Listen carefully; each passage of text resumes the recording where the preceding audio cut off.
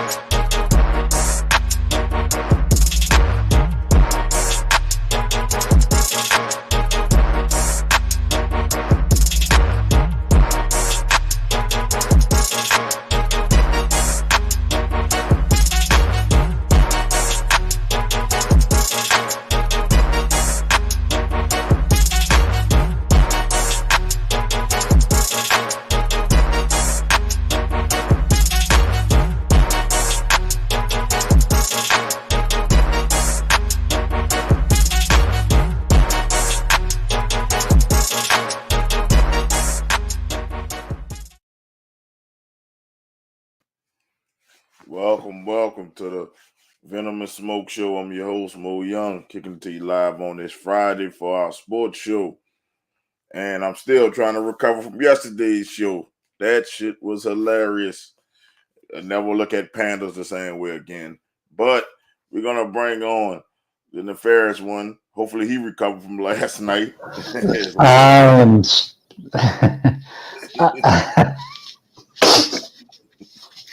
Great panda caper.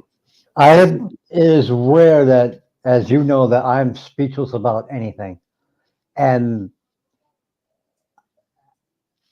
panda. That's all I got, panda. For those who missed the show, what were you thinking? Go back and watch Thursday's show. Please watch. And let's get the diabolical hater in here because he's going to hate on something. Did he hate on the Great Panda Caper? Let's find out. How could he? Did you hate on the Great Panda Caper? No, I thought it was a cool story. She's very down to earth. I really enjoy. Honestly, that was my favorite guest out of all the ones you've had. Oh yeah. She was very down to earth, very inspirational with her story and whatnot. It was definitely a good show. Oh yeah, it's one of my favorites. I was up all night watching it again, and it gets better the more you watch it. The more you watch it, the better it gets. Yes. I didn't think she was gonna stay on the whole 3 hours, and she did. Shout out to the Wood. I'm glad she stayed. You know, most people leave after an hour or so. She stayed pretty much the whole time. And even the kicker is too. Even if she would have left, I had nothing to say. Nothing. You could have asked me anything about wrestling. Nope. Couldn't do it. You couldn't. We had to end the show earlier. She'd have left. After that, yes. You had to leave. You had to end the show because you had nothing else you could go to. No. What are we going to talk about? Clash of the Castle? Okay, he's going to win. She's going to win. Whatever. Yeah. First time we were all left speechless. Like I didn't have any more questions. All I care about is the panda. No, That's that all I was can good. ask questions. Panda. But speaking of leaving people speechless, the people in Utah are left speechless. Because Donovan and the people in New York who thought this was going to happen, they're left speechless. No. Listen, I'm glad it didn't happen because we weren't giving up all that shit. Listen, does he really command that much? Fuck no. No. You know what I'm saying? There was 2 number ones and then 2 whatever they call them flip-flop picks. Flip-flop. And then like 3 dudes. And they did not want to do business with the Knicks because allegedly the Knicks' final offer was everything Utah wanted. No, because I don't think they wanted to give up. What's his name? They didn't have the players. They didn't want to give up CJ. But for as for draft compensation, they had.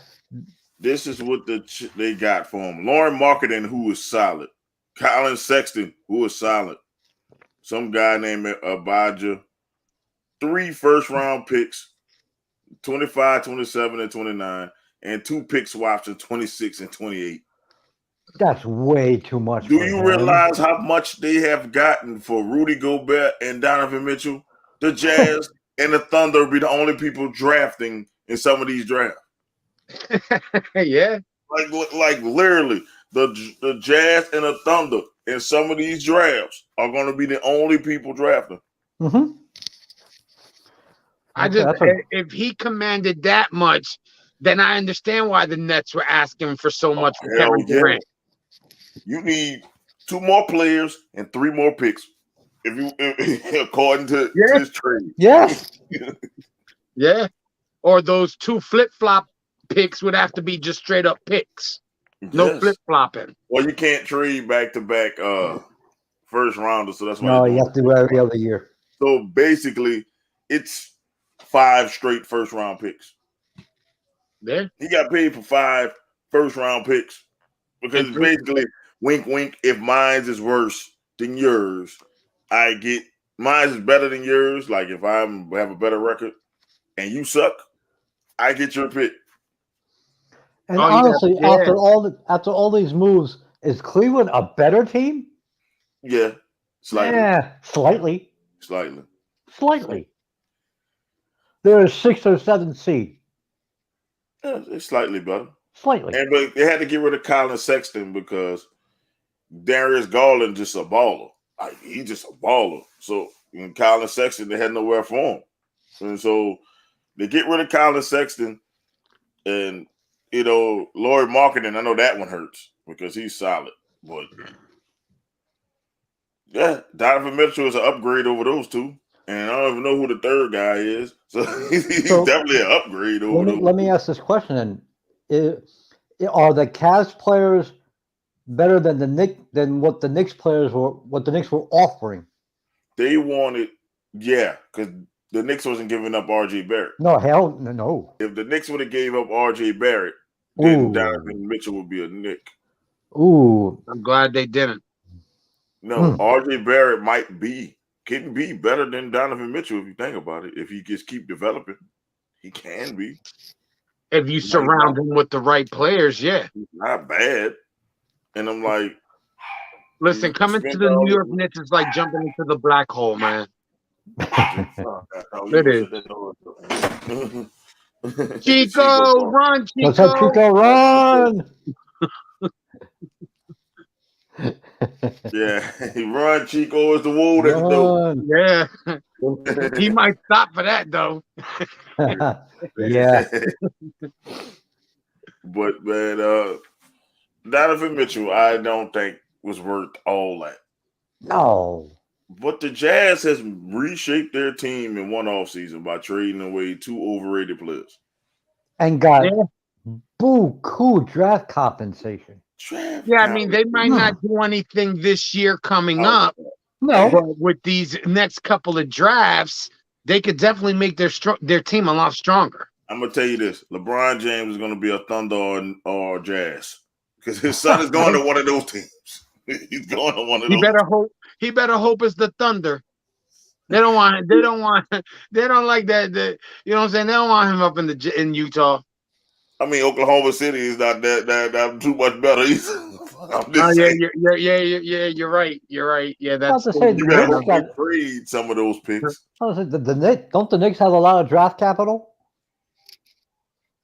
No, the Knicks gave us a lot of draft capital. The Knicks gave up so they drafted capital to us, to the fucking Pistons, to take these people off their hands. But they still have a lot. The Knicks still have a lot of draft capital too. But they said the Thunder and the Jazz have like 14 picks between two drafts. Like I'll like tell you I what. think it's 26 and 27. Hey, I'll tell They their have fan base 14 best hope fucking that picks. works out. So that means that's like 7 first-round picks. Come on, man. you could draft that. You could draft your future starting five. Yes. Yeah. Really. Get If you rid of did it, everybody. if you did it right and picked the right players, you would definitely could get your starting five in a draft, or at least your future starting five. I want to say come into the NBA ready to ball, because not a lot of kids are ready like that. But Yeah, Let because them grow up together. Nobody they gives a could, shit about Utah anyway. those yeah. two teams, they're building for the future. That's what that is. So Oklahoma City will be shitty, Utah will be shitty until these draft picks come in, and then they'll improve. Bro, Yeah, these dudes, I'm just looking at all of what they got for Rudy Gobert. They got they got 1, 2, 3, 4 first-round picks in that trade. And a pick swap. So you can say that's 5 trade. I'll tell you, First. I want Danny Ainge as my fucking agent. Damn. They got And then they picks. got another 5 from Donovan Mitchell. They got they got picks forever, man. That's 10 picks and like 5 players they got for 2. And depending, those 10 could be all top 10 pick. You know what I'm saying? Top 10 picks. The Exactly. Timberwolves can suck. And the Cleveland Cavaliers can suck. And then you know what you can do? I can mortgage 2 to move up. True. Because I got my own pick if I suck. Look, if they're going to suck. So I got my own pick. And then I got your pick. And it's ridiculous. Absolutely. Ugh. Well, then good, because then that means in a couple of years there'll be some different teams contending instead of the same ones. Well, it's always going to be the big market teams because they got the money to pay for these free agents. But Donovan Mitchell fucking getting, man. Nobody seen Cleveland. I think people seen like the Nets. I heard the Nets. They snuck in from what I read in the article. They snuck in as soon as they saw that the Knicks extended RJ. That was it. They made the phone call and they were like, "This is what we're offering you for Donovan Mitchell," and they jumped on it. So that seemed like this is a Cleveland thing. They did that shit with Deshaun Watson to sneak in at the fucking last minute. It's a fucking Cleveland thing. That's what they did. Some sneaky motherfuckers in Cleveland. I'm gonna tell you that's what it is. They like to sneak in at the last minute and give you a fucking deal that you can't say no to. Yeah. Mm-hmm. That's what they did. They did it twice.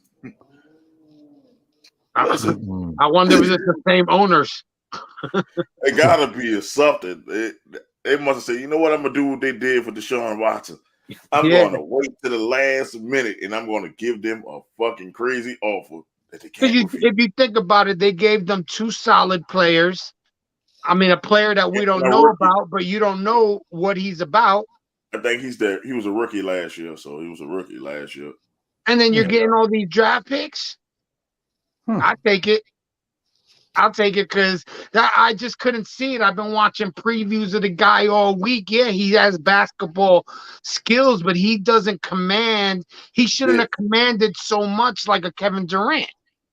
That's a Kevin Durant trade. Star, but he's not a superstar yet. He can become a superstar, but he is a star at the most because it's like you didn't win. You had great performances, but you didn't win. Yeah. I'm like, It's not like you bring Donovan Mitchell on your team and you automatically a title contender. No. Now, you're a playoff contender with him on your team, but you're not a title contender. Because even if he were traded to the Knicks, that'll make the Knicks. The Knicks need more than that, though. Yeah, the Knicks need more than Donovan Mitchell. They need a stronger front court. That's what they need. Yeah. He really doesn't help the Knicks. So it was smart. Like, we already got a good wing player. We don't need to overpay for another one. They overpaid for point guard, so you know. I know they overpaid the fuck out of that point guard. I wouldn't have done that. Holy shit. I mean, is he a nice player? Yes, but did he deserve max? No. No, and that's the problem with the Knicks. They spend their money without really thinking. I mean, we don't think they're thinking because they end up coming out shitty. But I don't know who they have in their basketball front office. I really don't. Brunson was not worth the max. No. Nope. No. I don't think because he's still young. You know what I'm saying? He still has shit. He still has shit to prove. And he had 1 year. Yeah, one good year.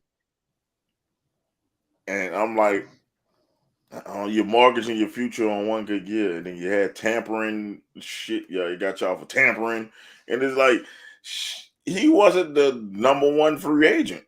Like, why the fuck y'all didn't go after the #1 free agent? Because we have a fucked up owner. Yeah, nobody wants to play for y'all. Nah, nobody coming to New York is like coming to the black hole. Yeah, James Dolan is. We already had a conversation about James Dolan. Yeah. All he cares about is his hockey team. The Rangers could kick ass left and right. He makes sure that team is hooked up with whatever they need. But come for the Knicks, he tries to, Frankenstein a group of guys together, and it just doesn't work. Well, doesn't he know the Knicks are over the fucking Rangers in the New York sports hierarchy? That is true. Like Knicks and Yankees are one. When you think of New York, you think of Knicks and Yankees. You think of them. Like the Knicks, the Yankees, then probably the Giants after that. But he was like Knicks, Yankees, 1A, 1B. I don't care how you rate them, it's just like that. The New York Knicks when they're the best, New York sports are like on fire. It's like, yeah. But to me, he would make more money. Since I was born, though, that team hasn't really been that great. You know what I'm saying? Whoa. I mean, the 90s. I mean, they were great in the damn 90s. And they were okay. They didn't do nothing. You know what I'm saying? They couldn't beat Chicago. They went to the playoffs once. They went to the finals once. They had Michael Jeffrey Jordan. They was not going to win long as Michael Jeffrey Jordan was playing in the NBA. Exactly. That's why I laugh at and John Starks is still throwing up bricks. I still laugh at that. That's why I laugh at that whole LeBron James being the best ever. Because he hasn't stopped anybody from eating. Y'all used to stop Reggie Miller from eating, though. Boy, y'all used to stop. But there were times that Reggie Miller would stop us from eating, too. Yeah, he did it. Reggie Miller was a killer. When he had those 2 years when Jordan was out, it was the Pacers and it was the fucking Knicks. I think one of those years was the year that we went to the finals and lost to Houston. The OJ year. That was the OJ trial. I remember they cut in the middle of the fucking game. I'll never forget that. Yeah. I'm like, what is this? I'm a kid. The OJ chase, not the chase. It was the chase. And I was like, man, what is going on? What the hell is this? Put the game back on. Costas is like being, this is so surreal. Shut up. Put the game back on. Put the game on. It's the NBA Finals. Put the game back on. You come back and they have like 3 dunks. Some nice plays, and you catching replays because they want to follow OJ laying down on the back of a Bronco. I don't even know who won that game. The Knicks. I believe the Knicks actually won that game. Yes. Yeah, I think it was the Knicks. I can't even remember who won the game because he was so pissed off because they cut it off in the middle of the fucking game. Like, man, it's the middle of the game. He gonna be riding up the freeway for the next couple hours. Let us watch the game with the Knicks. Or punk ass. Go back to the fucking live feed when the car stops. Yes. Why are you showing him going up the expressway? Who gives a fuck? Or they could have put the car in the corner of the screen. Yeah, like did a picture in picture down at the bottom, OJ, and then just put OJ running. Yes, the juice is loose. The juice is loose. Yeah, running through the airlines like. I mean, y'all were good in '99 too. Y'all made the finals in '99 too. Sprewell team. That's Sprewell. But you see how people, when Melo was there, y'all made the playoffs. People loved it. Oh yeah, we make the playoffs. That arena sell. That arena get full. But even honestly, I don't think a lot of people are fucking going to those games anymore. I'll put it this way. Look, even 3 years ago, about to be 3 years ago, when y'all played Trae Young and y'all won that one game and they thought it was the fucking NBA championship. So for the Knicks fans, it was the NBA championship. They get genuinely swept after that game. Yeah, I know. It was fuck Trae Young, and then Trae Young took it personally. He thought it was Jordan. And he said, "Sweep." But if I'm James Dolan, I'm looking at this shit and I'm seeing dollar signs. I'm like, got a bunch of fucking New Yorkers that love this shit. Let me go spend all the money on the Knicks. Fuck the Rangers. Get all the money on the Knicks. The best thing that he could do for the Knicks is sell them. Yes. But he's not, because he owns Madison Square Garden. He's not going to do that.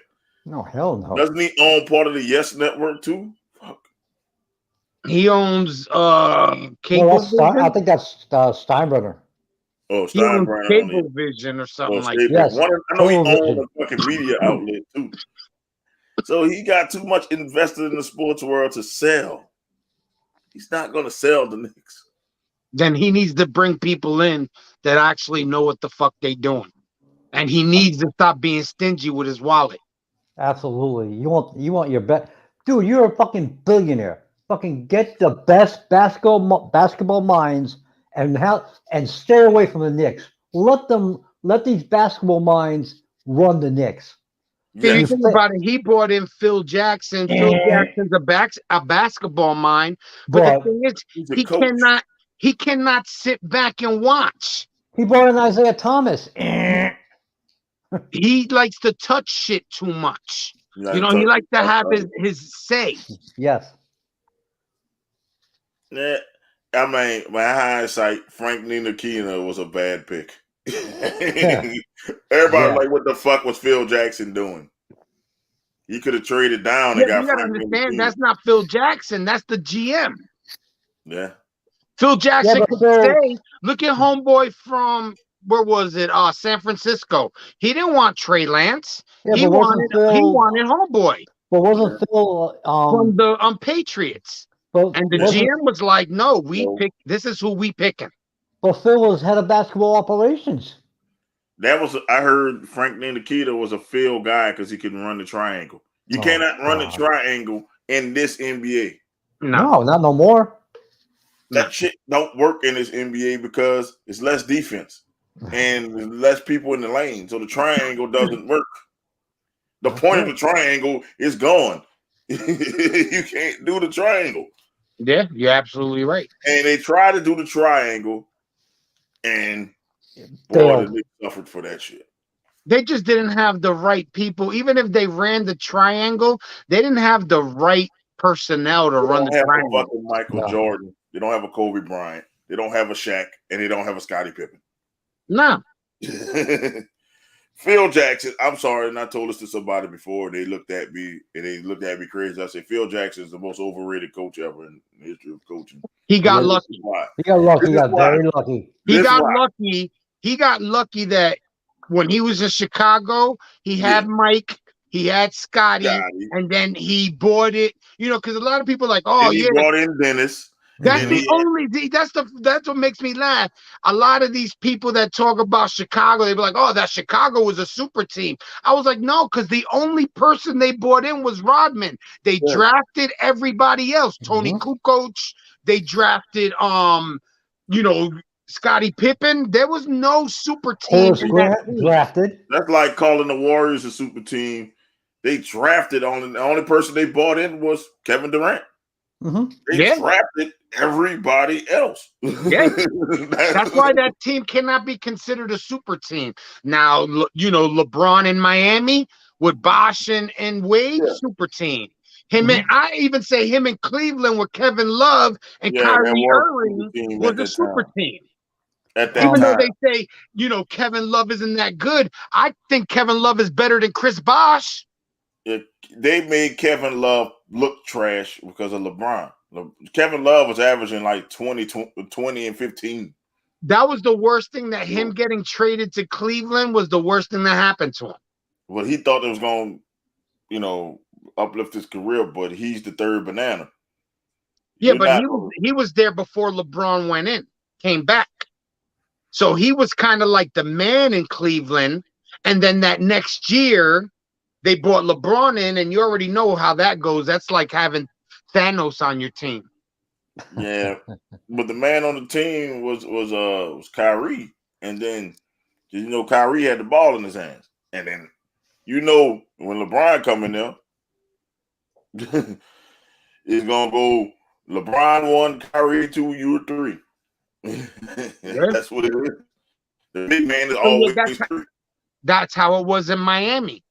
You could either put Wade at 1 or LeBron at 1, and then the other one's the 2, and Chris Bosh, which I thought was garbage, the 3. But actually, if you look at Chris Bosh in Toronto, Chris Bosh was a beast in Toronto. But then he went to Miami and got that money and joined the big 3, and he became booty. Yeah, but it's Miami. It's the state of Florida. No, I just think that like these people come out and they have one good year and everybody jumps on the bandwagon, and then they really show their true colors that they really are not that great. It's funny. Chris Bosh, I think. Would you rather play in Toronto or would you rather play in Miami? I mean, I'd rather play in Miami, but I know that if I played in Toronto, they got some baddies in Toronto too. I'm like, the most playboy players in Toronto. They tax your ass in Toronto a lot. I'm just saying that you can't use that argument because Toronto is actually a beautiful city, and most playboy playmates come from Toronto.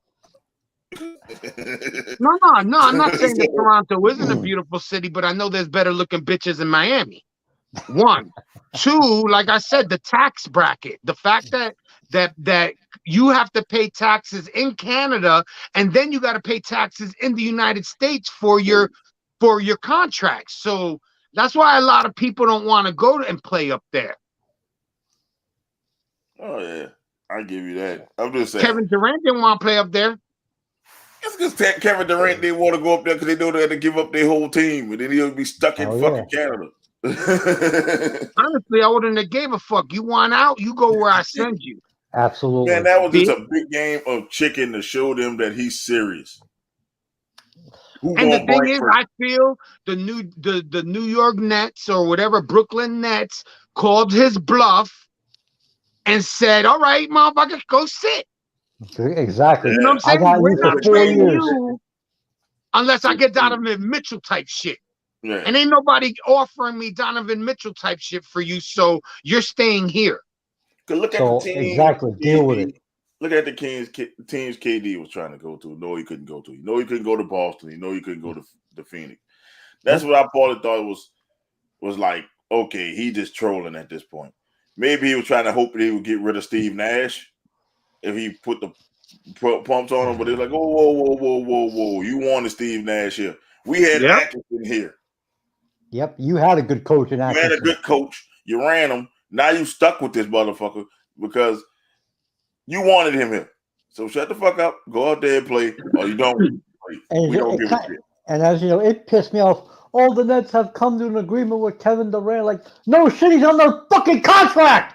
He got 4 Blow years. a fucking contract. He's 4 years. He's not leaving that till he's 36. What they wanted him to do when they sat down with him, they wanted to call his bluff to see, are you going to sit this year? And they probably told him, he probably said, yeah, if you guys don't get rid of me or get rid of the coach, I'm going to sit. And they told him, go ahead, because I'll fine you for every day you don't play. So, yeah, I'm going to be paying you, but you're going to be giving me some of that money back anyway. Yes, you are. And for you sitting on your ass for a year, now your trade value goes down. Mm-hmm. If I can't get what I want for arguably the best player on the planet, fuck you. They must have been listening to this show because they didn't cave in. What else is new? Because they were like, okay, sit down. We got you for 4 years, dumbass. Exactly. Yeah. Deal with it. Honestly, if I was Kevin Durant, I would fire my agent because his agent should have never had him in a lockdown contract like that. Well, I heard it was Kevin Durant who wanted the contract. There should have been some type of even worse. I heard it was Kevin Durant who wanted, talking about, I'm committed to Brooklyn. I want to stay. That's why I'm doing no opt-out. He told his agent to do a contract like that. So this is all Kevin Durant's doing. So I think the dumbass done. Exactly. He locked himself down for the next 4 years. Because he thought it was going to be him, Harden, and all them together. And then Harden come in after he signed the contract, and Harden come with his bullshit. Kyrie with his bullshit. I can see it both ways. It's like, okay, man, I got Harden, Kyrie. Man, I'm locked in. I'm going to lock in. Oh, shit, Kyrie, you pulling your shit. Oh, I understand Kyrie's thing with not wanting to get the vaccine. It's your choice. And I think that now, with how everything is so lenient now with COVID, honestly, this whole forcing people to get that shot was fucked up because they're not enforcing anything now for the people that aren't vaccinated. I think it's like this. I think enough people got vaccinated. It's like you're trying to build immunity some kind of way. So if enough people got it, the thing mutated down. Like the flu was killer. Like when it first came out. And then eventually it mutates down just to survive. Like I read this report from some doctors. They said a virus just wants to survive. It doesn't want to kill you. So if it feels like you're getting shit to kill it, it's going to mutate down till it won't kill you. And you would, just keep mutating down just so it can survive and get passed around. And Mo, I just feel that they forced the situation. Well, I'm glad I got vaccinated because I worked New York. New York was very strict about it down here. So was Florida at the beginning. That's because it was the epicenter of everything. I remember at the time. Yeah, New York, Florida, California. Yeah, New York, all the big cities. Mm-hmm. They had the boats, so they had to be the most strict. Yes. Like New Orleans is a small city compared to all that.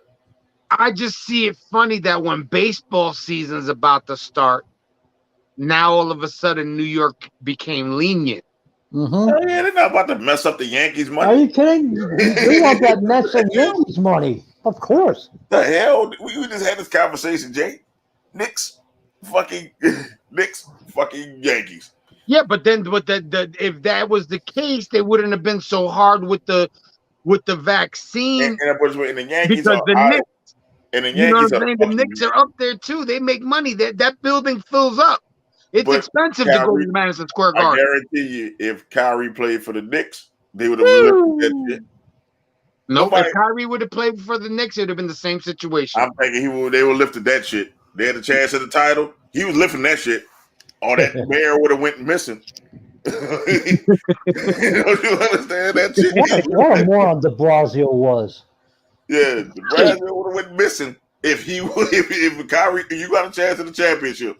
Let's say that same team that was with the Nets was with the Knicks. Look, James Dolan went up there and said, "Look, bro, I got a chance to make another couple $1 billion." Dolan would have like, how much? Come on, name me a figure. Lift that shit. If the kid they got from Philly, what's his name? Ben Simmons. Ben Simmons. actually plays, the Nets are going to be dangerous. Yes, and they're talking about playing Ben Simmons at center. Let him be the center. Let him. He's like one of the best rebounders in the league. Damn good rebounder. And a damn good defender. He just can't just shoot. Don't ask him to shoot. He can't shoot. And you would think that if you that nice, you know what I'm saying? Because I'm not gonna say that he's the second coming of Dennis Rodman, but he could rebound. He's a Dennis Rodman that can pass. Yes. And a lot of people don't realize Dennis Rodman actually could fucking shoot, but he didn't do more than what he wanted to do. No, he did what his job was, and that was rebound. And he even said it. The only time he would shoot was on a putback. Like I say, he actually hit a few threes in Chicago, like wide open. Dennis was sinking them. So Dennis actually can shoot the damn basketball, but they told him all we need to do is defend and rebound. Okay, nobody one was of the better. best in the game. And I want to tell this to you, Andre Drummond. You're not the best rebounder ever. You're not even close. You're not even top 3 because you're not better than Bill Russell in rebounding. You're not better than Dennis Rodman. You're not better than fucking Wilt Chamberlain, and you're definitely not better than Ben Wallace. You're not even the best Piston rebounder. Yeah, that's true because Ben Wallace was nice too. Yeah, you're right. Ben Wallace, you're right. And Dennis Rodman were Pistons, so he's not even a top Piston rebounder. No, he's probably number 3 if you're gonna put. No, he's number 4 because Bob Lanier was a better rebounder than fucking. Yeah. Yes, I totally forgot that one. Bob Lanier was a better rebounder than you, Andre Drummond. You just play in an era where there's no big men, and you're the biggest of the big men. So you supposed to say Lambeer was better than Drummond. Yo, let me tell you something. Lambeer wasn't a great rebounder. He was too busy beating people up to rebound. If Patrick Ewing played today, he'd be a fucking god. Oh hell, Patrick Ewing said that. Patrick Ewing actually said if I played today, he would be the GOAT. If he played today, because there's no centers. Not only that, though, he wasn't just a post-up center. And Ewing can shoot. You had to D him. Yes, Ewing can shoot. You know who else? Hakeem Olajuwon. Oh, God. Olajuwon played today. It will be no debate. None. He locked up Shaq. He gave Shaq fits. Yes. Shaq he gave everybody fits. Olajuwon. Hell, David Robinson was amazing. Olajuwon, people disrespect Olajuwon. That's why he's in my top 10. Olajuwon's one of the best centers to play. Jordan was scared to play Olajuwon. Because Olajuwon wasn't scared of Jordan. And a lot of people don't know. The number 1 pick in Jordan's draft wasn't Jordan. No. It was Olajuwon. It was Olajuwon, Bowie, Jordan. Yeah, Jordan. I'm not the Bowie one is okay. But that Bowie one. Once he got hurt, that was it. Right. Yeah, that was a mistake. But the Houston Rockets do not regret passing on Jordan. Hell no. No.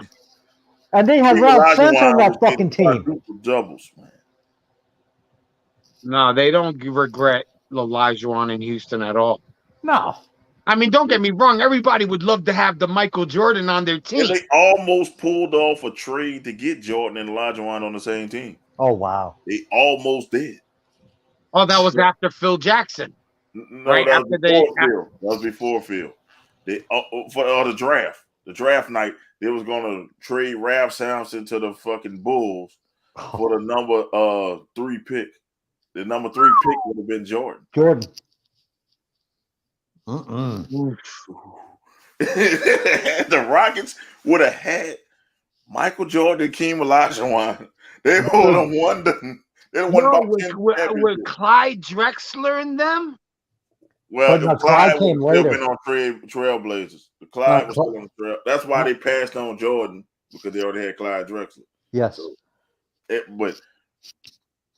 have been that Houston team would have won 12. That's a Bulls. That would have been a Bulls run down there in Houston. Fuck a Bulls run. It'd have been a Celtics run. Ooh. A lot of people don't know that trade was this close to happening, but they wanted the Twin Towers in Houston. And didn't work out. And I guarantee you, hindsight of 2020, they would have fucking got Jordan. And Houston would have been the epicenter of all things basketball right now. When I saw that, I laughed. I'm like, ain't this some shit? Houston almost pulled off a monster trade. And another problem with the Knicks is they always bring in the person, like they'll get the superstar on the decline.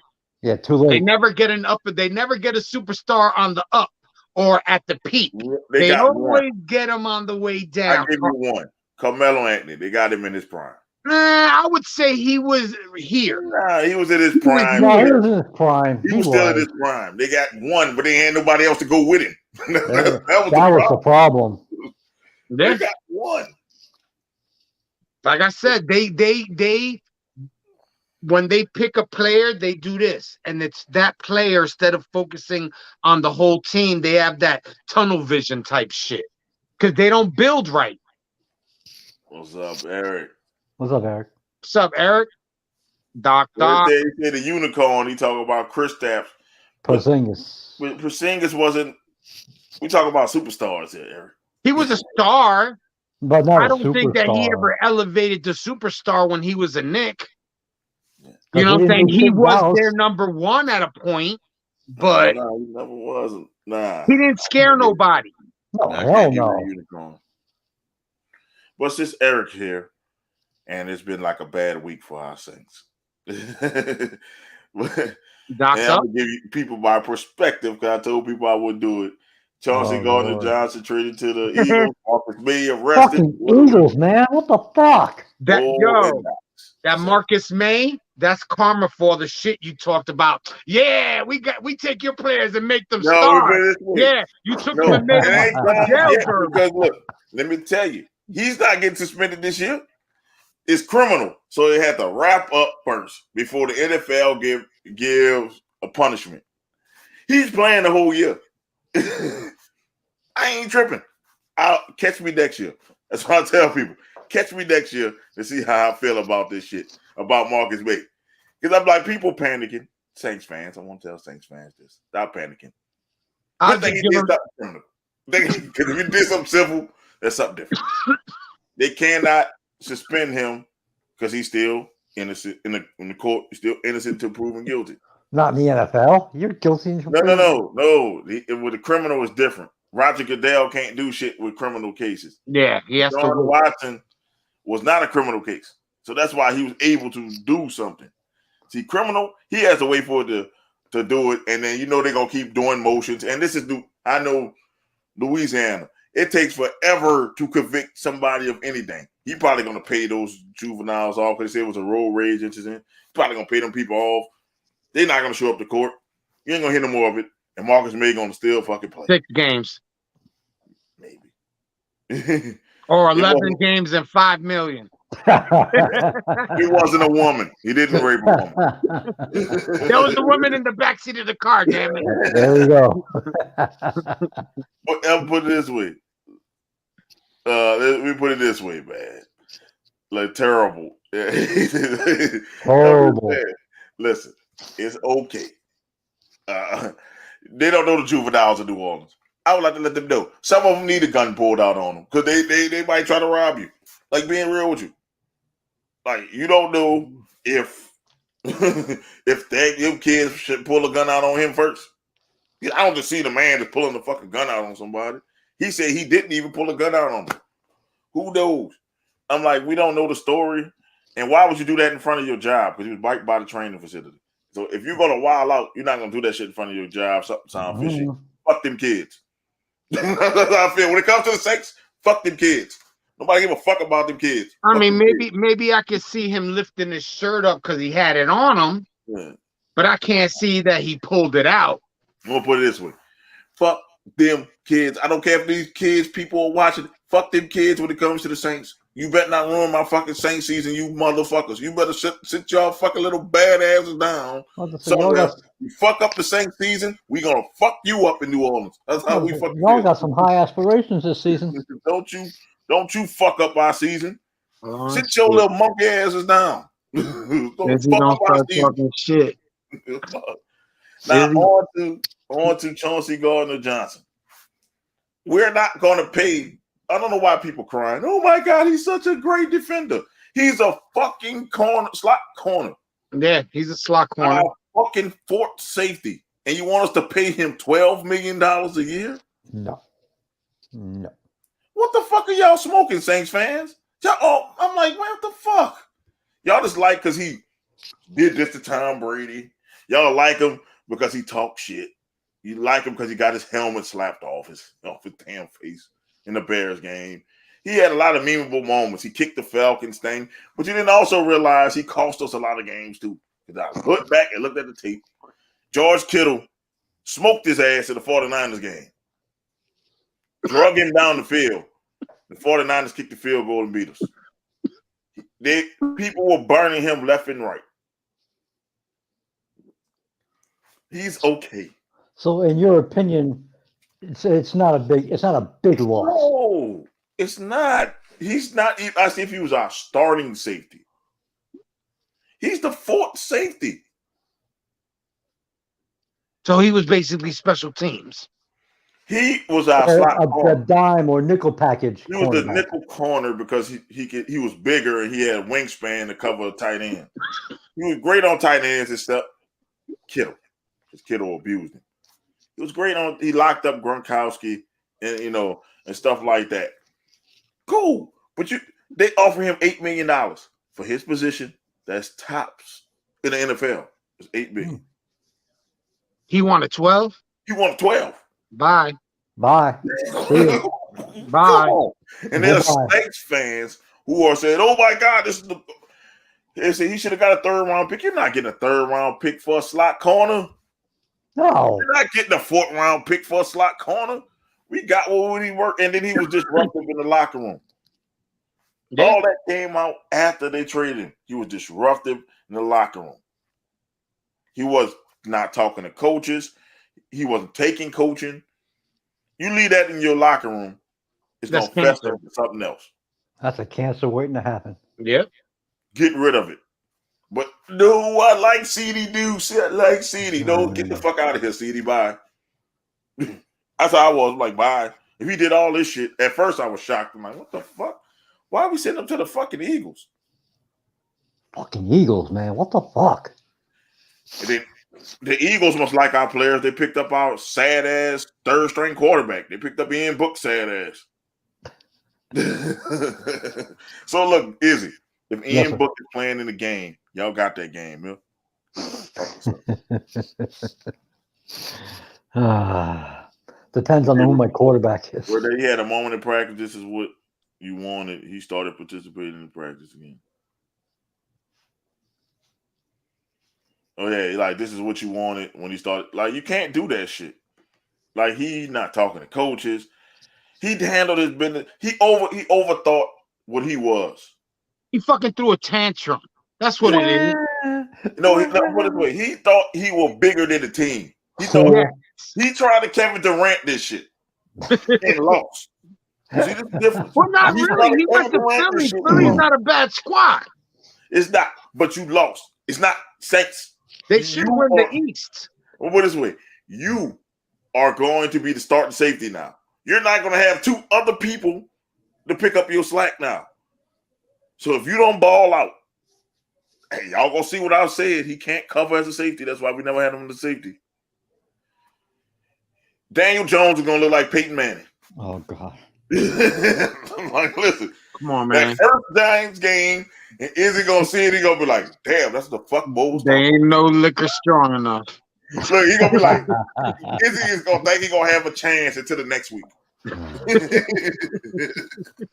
Izzy going to be like, oh, my God.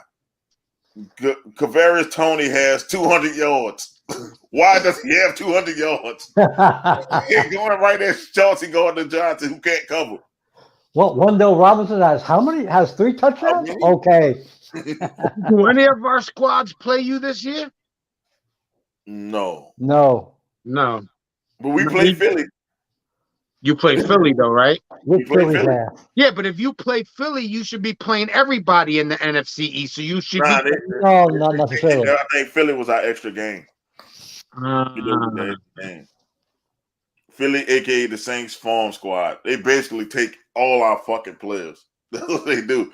But I'm telling people, it's not that big of a deal, Saints fans. Y'all crying like we lost to Mario. Now we lost to Mario Davis. I'd have been up there on Airline Drive, right, throwing shit through windows if y'all had traded DeMario Davis to the motherfucking Eagles.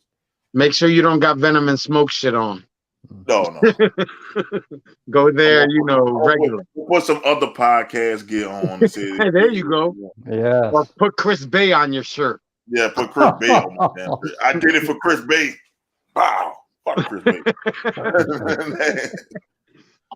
Nah, we played Philly because they finished the same as we did last year. We don't. I think it was our extra game or whatever. We don't play. We just played y'all last year. We're not gonna play the Giants again. Not for another 2 years or some shit like that. 3 years. But Philly, we always play Philly and Philly. Why don't they never bring their punk asses down to New Orleans? And is it towards the end of the season or the beginning? I think towards the end. Oh, that's gonna be cold up there in Philly. But we got a running game. And I'm like this. And we got a quarterback that can throw the fucking ball who has an arm, who can throw the fucking ball in the cold. And he guarantee you he's going to be going at Chauncey Gardner-Johnson because he can't fucking cover. And Michael Thomas is going to get his revenge from him when you call that man slant boy. I got you, bitch. Yeah. So I'm telling all these Saints fans, they're up there crying, oh my God. I cursed a couple of them out. I'm like, you stupid motherfucker. Because people don't understand the game of football, the business of football. The business of it. You know what I'm saying? You're not going to give the guy an extra $4 million to please him, but he's not doing the job. You know what I'm saying? You offered him exactly what his position gets. He was going to be top pay at that position, and he said, fuck you, adios, pendejos. It was a Jimmy Graham situation. I don't think people remember this. Jimmy Graham was a fucking tight end and wanted wide receiver pay. And we caved into that motherfucker. And then our cap situation was so fucking bad. And then Jimmy Graham played like a total bitch after he got the money. And then we had to ever trade this motherfucker to the Seattle Seahawks. That's why giving Max money like that sometimes isn't smart. Because as soon as they sign that Max deal, they don't play with that same heart. The same hunger. Who said CD would have just been like, you know what? I got my money. That's it. Because so what did he sign for at Philly, or he hasn't signed yet? He didn't do it yet. He got to prove it that he can play he got to prove that he can play safety. You want safety money. He wants Marshawn Lattimore money, and he's not Marshawn Lattimore. No. Mm-hmm. Look, he gets burned. I want to tell it to the Saints fans who crying. What? Did CD Chauncey Gardner-Johnson make the top 100 list? I got a question. No. Him not on your team anymore, does it affect your defense in any way? Fuck no. Then, even with Marcus May getting arrested. You just answered your own question. Look, we deep at safety. We like 3, 4, 5 deep at safety. And then at slot corner, Bradley Roby was, a lot of people don't realize Bradley Roby was playing out of position last year. He was playing on the outside and shit. He's one of the top slot corners in the league. Yeah, so if it's not making your defense any weaker, and you're kind of, let's say, going to make your team stronger with a 4th round pick or whatever it was that they got from, then you good. Then people need, like I said, people don't understand the business of football. They understand the game they see on TV. Yeah. They don't understand how you got to run a team. You're not going to waste money on a bum. Nope. I'm not saying he's a bum, but he's okay.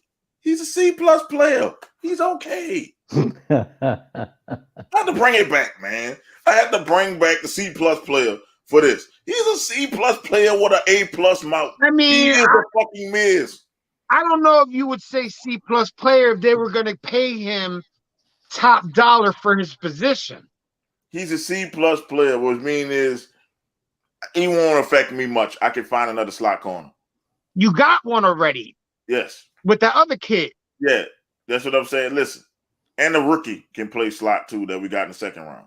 Yeah, but that kid, maybe you throw into the other kid spot. Yeah, look, they're training another dude who basically built like him, faster than him, and can play safety or slot corner just like him. Listen, if you went on one of your pages on Facebook, like I do, have to go on the Jets one every once in a while and just say some crazy shit. Keep it up, man, because like I said, these people out here do not understand the game of football. They understand the game that they see on TV, you know, and they go by what they feel in their heart. They're not going by business. It's a business. It is a business. This is why I say he's like the Biz. I don't like the Biz's wrestling style, but I like the Biz's. Yes, you do. Yes, you do. So it's like he had a good, you know, he come out here and get you hyped up. He'll get you. He'll make you run through the wall. He'll say the right shit. When we go out there, his play style is like, okay. But if he shut everybody down, but Kittle, that's not bad.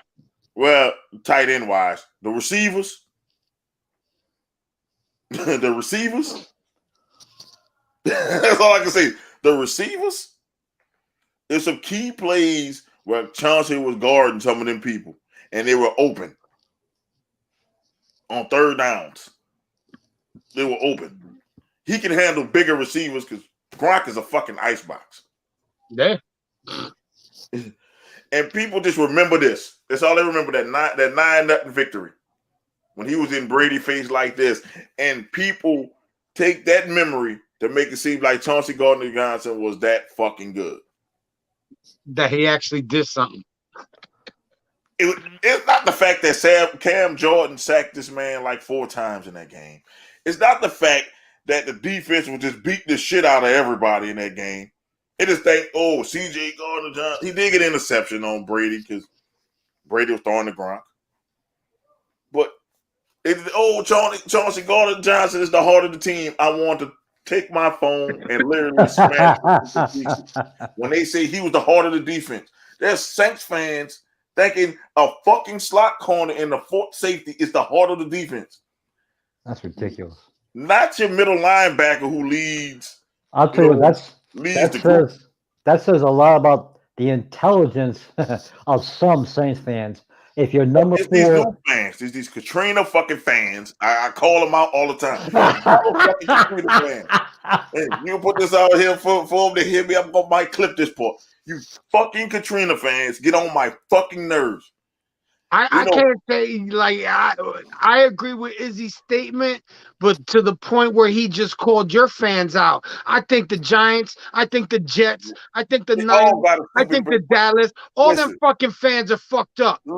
Listen. It's a difference with Saints fans. It's a division. It's a division with the Saints fans. It's like you Saints fans, some of you. Nah, fuck you, all of you. Most of you are the biggest crybabies in football. Is it? Yes, I'm sir. going to get into it. This is why. There's the, You still lost the game. It's the pre-Katrina Saints fans who are the more realistic fans who lived through the brutal times, who lived through the paper bag times, who lived through the Dawn Patrol, having the best. I had Dave Brown as a fucking quarterback. I want to hear that shit. Listen, you're not listening to I had Kate Graham as a fucking quarterback. I want to hear that shit. Before I tell you why. No. You're fussing at the wrong fans. I'm trying to tell you. You're all the same. You're not the same. Izzy, it's not the same. Look at Jason. He's been in misery for 50 fucking years. It's not the same. It's the pre-Katrina fans, like myself, who've been a Saints fan since I was born, who lived through fucking Danny Werfel, who lived through Heath Schuler, the 2 Billy Joes, we got rid of Jake Delhomme when we could have had him, Steve fucking Walsh, fucking John Farcade, Bobby fucking Abel. fucking You know, Jim you Everett. don't want me to start Everett dropping wasn't that names. bad. You don't want me to start dropping names. Listen. Kerry Come Collins on, played man. a game. We got Kerry Collins from the fucking Giants. I mean, and he played He a was fucking done, game. by the way. Kerry Collins was done when you got him. Listen, he played a game drunk. He was fucking drunk. Don't you fucking understand? I had to sit through that shit. I had to sit through Aaron Brooks laughing when he throw interceptions. I had to sit through this. We literally lost for 40-something years. We fucking sucked. Don't you fucking understand? We had a handful of good years, and that's what the Dome Patrol. 87, 91. You know, it was like that. And, you know, it's like we had the best defense around, but we couldn't score. Our best offensive weapon was Martin fucking Anderson. Kicking fucking field goals. Oh, how about this? We got the 49ers on the rope. We beat them 35-0 and end up losing that fucking game. I'm just saying. Yeah. And then you get these Katrina fans, and Hurricane Katrina happened. And then we get Drew Brees. And then we're good. Now we start being good in 2006. We're good. And here come these bandwagon Katrina fans. Who that? Thinking they know shit, and all they know is us winning. They don't know the pain of losing.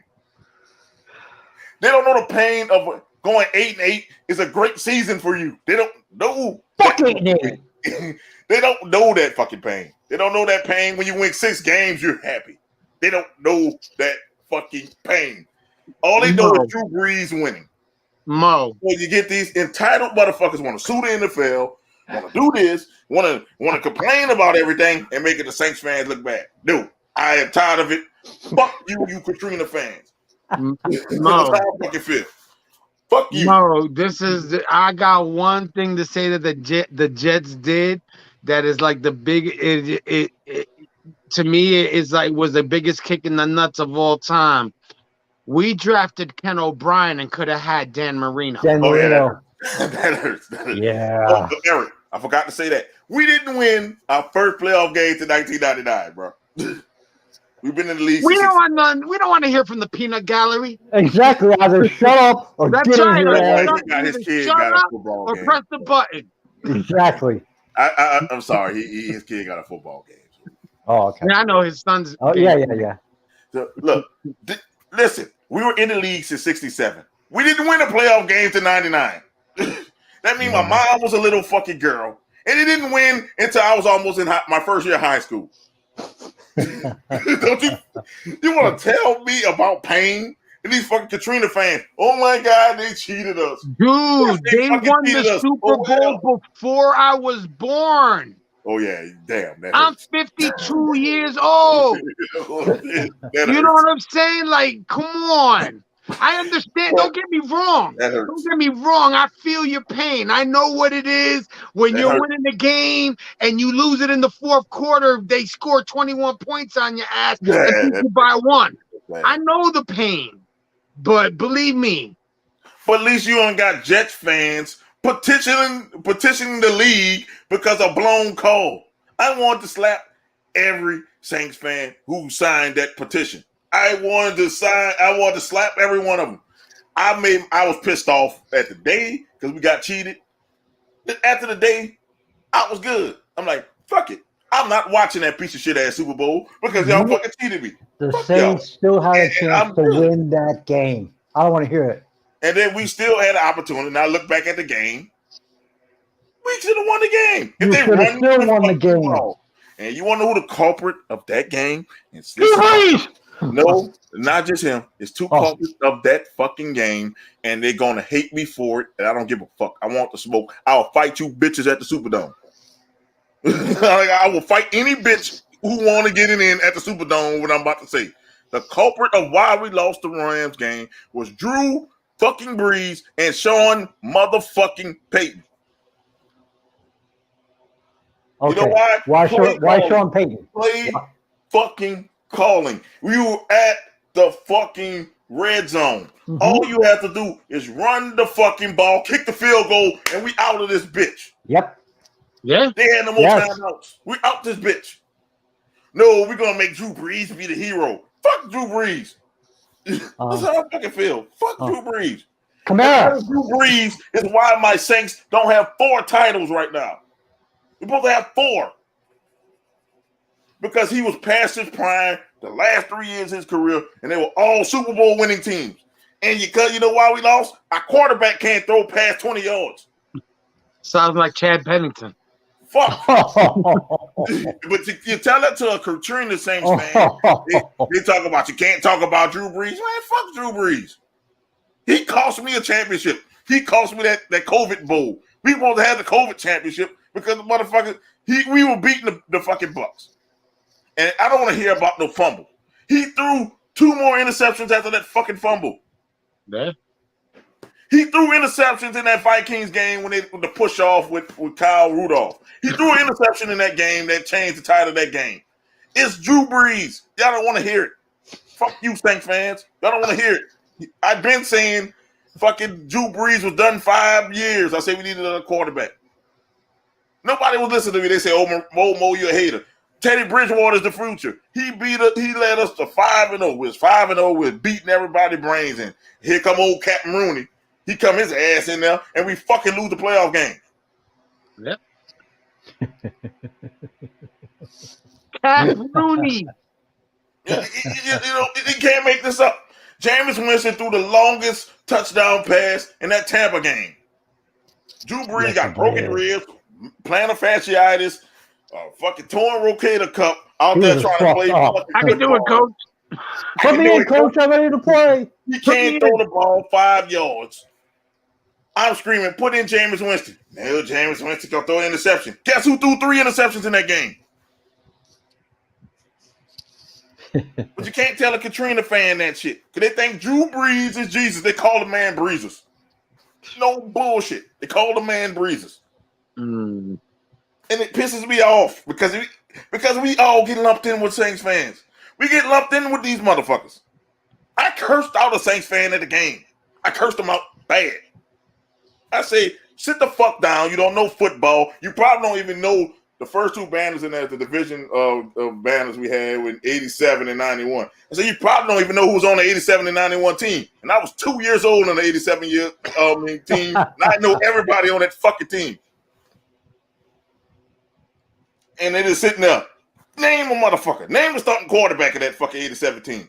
Name the starting quarterback of the 91 team, motherfucker. I can do it. And they were sitting up there like, you wasn't here in 2000 with Aaron Brooks, and we won a fucking playoff game with Willie Jackson catching 3 touchdowns. And that stout defense y'all had at that time? And people don't even know who Willie Jackson is. They remember Joe Horn. Joe Horn was hurt. Joe Horn, Ricky Williams, both of them were hurt that year. We beat the world champion Rams with a backup squad. We beat them with a bunch of scrubs. Like Jason said, I guess the scrubs stood up that day because we beat them with a bunch of third-string scrubs. I told you the third-string scrubs could play. See, you had the proof in your own team showed it. See, I told you the scrubs. But we still had our starting quarterback. And somehow that defense with Leroy Glover in them held the rank. Look, we almost choked that one, Jay. We were up big. We were beating the shit out of them.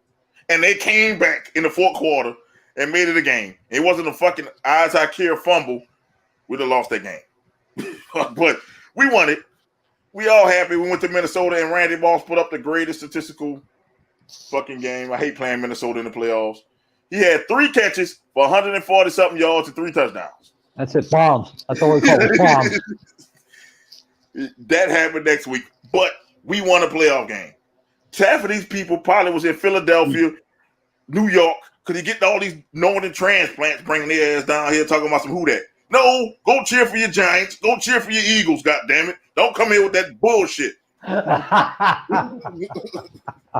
think if I moved to another state, I'd still cheer for the Jets. So you got them transplants that come down there. I'm going to be a part of the culture. Y'all second lining.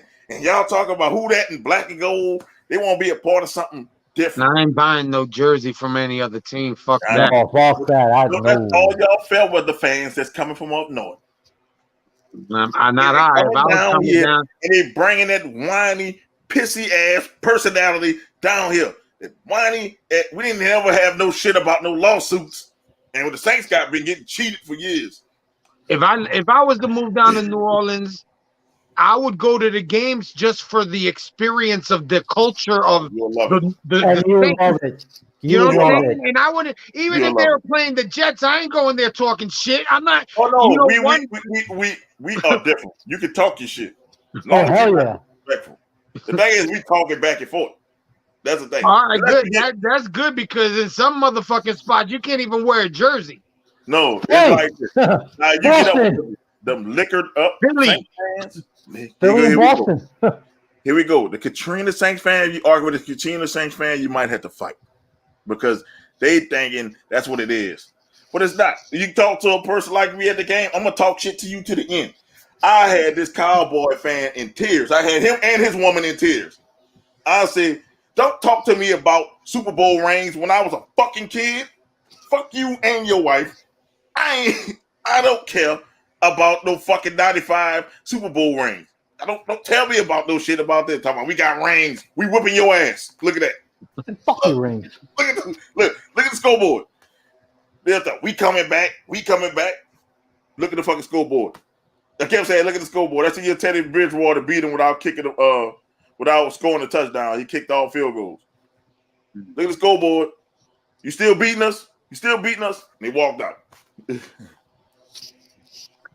And look, in my section, they say, "Oh no, we're gonna get more for you," because I'll be chilling. And I let them talk. And when I get tired of it, and I look at my uncle Brian, man, my uncle Brian. Can I get him, yeah? He'd be like, go ahead, get him. I say, "Ma, cover your ears." And people in my section know. When Mo gets started, the party gets started. There it is. And then the whole section turned on that one person. But you got Katrina fans. That's why I said, Izzy, the one you talking about complaining about? That's those transplants that came down here after the city was all fucked up. They come with their whiny, entitled personality because they never seen the Saints lose. They used to the Saints being winners. Saints ain't. I tell people the Saints haven't been established since they've been established since 06. 06 to now, the Saints been a winning team, winning culture, and it's all they used to seeing. And you make a football move, here they go. Oh my God, why you got rid of this person? Bitch, this is not Madden with the salary cap off. You can't turn the salary cap off. Yo, this ain't motherfucking welfare. You know what I'm saying? If you ain't cutting it, you moving. Yep. We're not giving up free money here. We're offering you $8 million. That's tops in your position. Nah, I think I deserve 12. Well, let's see if somebody else will give you 12. And Philly gladly take our trash. That's what Philly does. And what's gonna And I happen? hope the Giants kick the shit out of the fucking Eagles. Just to prove these motherfucking Katrina fans right about Chauncey Gardner-Johnson. I hope y'all kick the living shit out of them. I'm not rooting for the Cowboys because fuck them. But I hope the Giants kick the living shit out of the Eagles. That's how I feel. Yeah, just so my boy Izzy can come on here with a smile on his face and I can say, fuck Chauncey Gardner-Johnson. See why we got rid of that motherfucker? Just so I can say that. I hope the Commanders beat the fuck out of the fucking Eagles with Carson Wentz as the quarterback. I really hope that happens. Fuck the Cowboys. The Cowboys lose every time they go out there. But I hope the Commanders and the Giants kick their ass. Well, if the Cowboys don't get no wide receivers, they ain't going to do shit this year. So they better go make some phone calls or something. Call OBJ. They try to get Mims from the Jets. Yeah, they didn't have nothing on for y'all, huh? Yeah, but OBJ, he's not going to be ready he's not going to be. He's not ready. You better get OBJ. Nah, he won't be ready till like November or something. Exactly. You better suck it till November. By then, the season is over if you ain't scoring. I'm just saying, you better go get OBJ. No, because I heard OBJ, rehabbing. they trying to recruit him to come back to Cleveland. Oh, he'd be Look, crazy. OBJ, come back home, baby. We need another receiver. Oh hell, come back home to the Giants, but that ain't gonna happen. So No, I read a story that he would. It's something that he's mentioned before too, that he would think about going back to the Giants if it was right. Put it this way, come If on it's back right. to where you were born. Come on back. Come on back. And we can have an LSU reunion with you and Jarvis Landry. Come on back. I'll tell you what, him, Give Landry, James- and fucking oh my god, that'd be a Give- very healthy receiving core. Give and then Dangerous. Michael Thomas. Michael Thomas is starting week 1, I heard. So Yeah, I Fantasy drafted him in advice. a few teams. He better. That would be dangerous. That little lineup right there. If he went Landry, OBJ, and Michael Thomas, Thomas. who I'd would be you afraid of that. I'd be afraid of that shit. That would make Bart Scott look like a genius because fucking he said Jameis Winston gonna be the MVP. I hope Bart Scott is right. I'm going more for comeback player of the year, but Bart Scott said Jameis Winston gonna be the MVP of the league. I'm like, I hope Bart, you right, Bart. That means we winning. I heard of been watching a lot of them shows, and a lot of them shows say that that your team is built to win. Yes. They just got to go out absolutely. and execute. Listen, Jay, And we've been nobody built get to hurt. win since we drafted Kamara. That class had to be one of the greatest rookie classes in history of football. Like they had got Marshawn Lynch. I'm not Marshawn Lynch. I mean Marshawn Lattimore. Kamara all in the same draft. Ramchick all in the same draft. Like, listen, that was like they say that was like they hit on their top 3 picks. Like they all were like Pro Bowlers. You got 3 Pro Bowlers out of the same draft. And they've been built to win for the last 5-6 years to be championship contenders. And you know why we didn't win most of them? Good old Captain Rooney and Sean fucking Payton. Because if I'd have seen Drew Brees struggling, sit your old ass down. Come on in, back up. All you needed was maybe one more score. And we lost all our games. It wasn't like we lost our games by blowouts. They were like some miracle shit. Everything was like a fucking miracle. How we were losing. Once again, didn't the Giants beat them? Okay. But that was last year. Sean Payton was out. I don't know what the. Once again, that was Sean Payton. Didn't want to let Jameis Winston put the fucking death nail in y'all. We're gonna run the ball because we're up. Well, we keep giving Giants. We keep going 3 and out because we're running the ball, not passing the ball. Jameis Winston torched the Giants. Go look at the first 3 quarters of that game. I don't give a fuck about the first 3 quarters. I care about the end result. Listen. The end result where the Giants fucking win. Listen. Quiet. That's why I'm giving you your team credit, Izzy. You be so ready to jump off the gun. I said you look at the first 3 quarters of that. And Saquon Barkley. Look, if you're a smart coach, and guess who he beat on that play? A smart coach, a smart fucking coach would have had what? Jameis Winston was going ham on y'all. Yes, he was. Get out of y'all. Yes, he was. Yes. What would a smart coach do? What would Bill keep Belichick going? Keep the throttle going. Absolutely. Not old Sean Payton. Oh, we're gonna run the ball. Oh, when the Giants beat us. I hate that. I hate in the fourth quarter, the offense goes to running the ball and the defense goes prevent. And that I hate that. Oh God, I hate that. It gives the other team chance because prevent is basically zone. Yes. So as long as you eat the zone, you can march downfield. Yes. Yeah.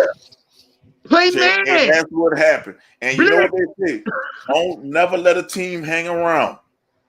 I'd rather get beat off of a blitz than get beat because I'm playing prevent zone and they march downfield and win. They eat up the clock as they're marching downfield and they fucking win. I'm sorry, but I'd rather blitz a quarterback than to have him Yeah. have the time and throw a Hail Mary, which could cost you 6 points. Fuck I'll that. put it this way. Daniel Jones looked like hot garbage the first 3 quarters. And then they went prevent. And then he started And he like took Peyton Manning. advantage. And he don't look like Peyton Manning. You think, okay, the Giants scored another touchdown. You think, okay, we're going to blitz him now. No, we're going to stay in prevent. What the fuck? And then all Daniel Jones did was dink, doink, handoff. The Giants scored another touchdown. Yep. You think we're going to throw the ball? Nah, we're going to keep running it. You give any quarterback a chance, and they can march downfield. And that's what happened. And then when we won't get jet in our ass, it was too late. Saquon Barkley, touchdown. Game over. And I wasn't even mad at that game. I just was like, Sean Payton. You were disappointed. I was like, Sean Payton. Because we win that game, we in the fucking playoffs. That's right. Yeah. Yes. Sean Payton. But once again, you can't tell a Katrina fan that Sean Payton is an overrated coach. He won 1 fucking Super Bowl. I'm just saying, he won 1 Super Bowl, man. And they act like this dude is fucking Lombardi. Like, he won 1 fucking Super Bowl with a special team. He won 1 fucking Super Bowl. He lost many more opportunities at a Super Bowl. He had Super Bowl teams his whole career. I mean, his whole career in New Orleans, he had a Super Bowl caliber fucking team. Except for the Bounty Gate year where that was fucked up. Because that should have been a fucking suspension.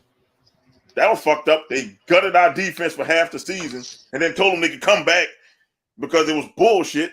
And then by the time they came back, it ruined everything. But besides those years, besides that year, he had a team that could win the Super Bowl every year. We go to San Francisco. Roman Harper is the worst fucking cover safety in history of fucking sports, and you put him on the receiver.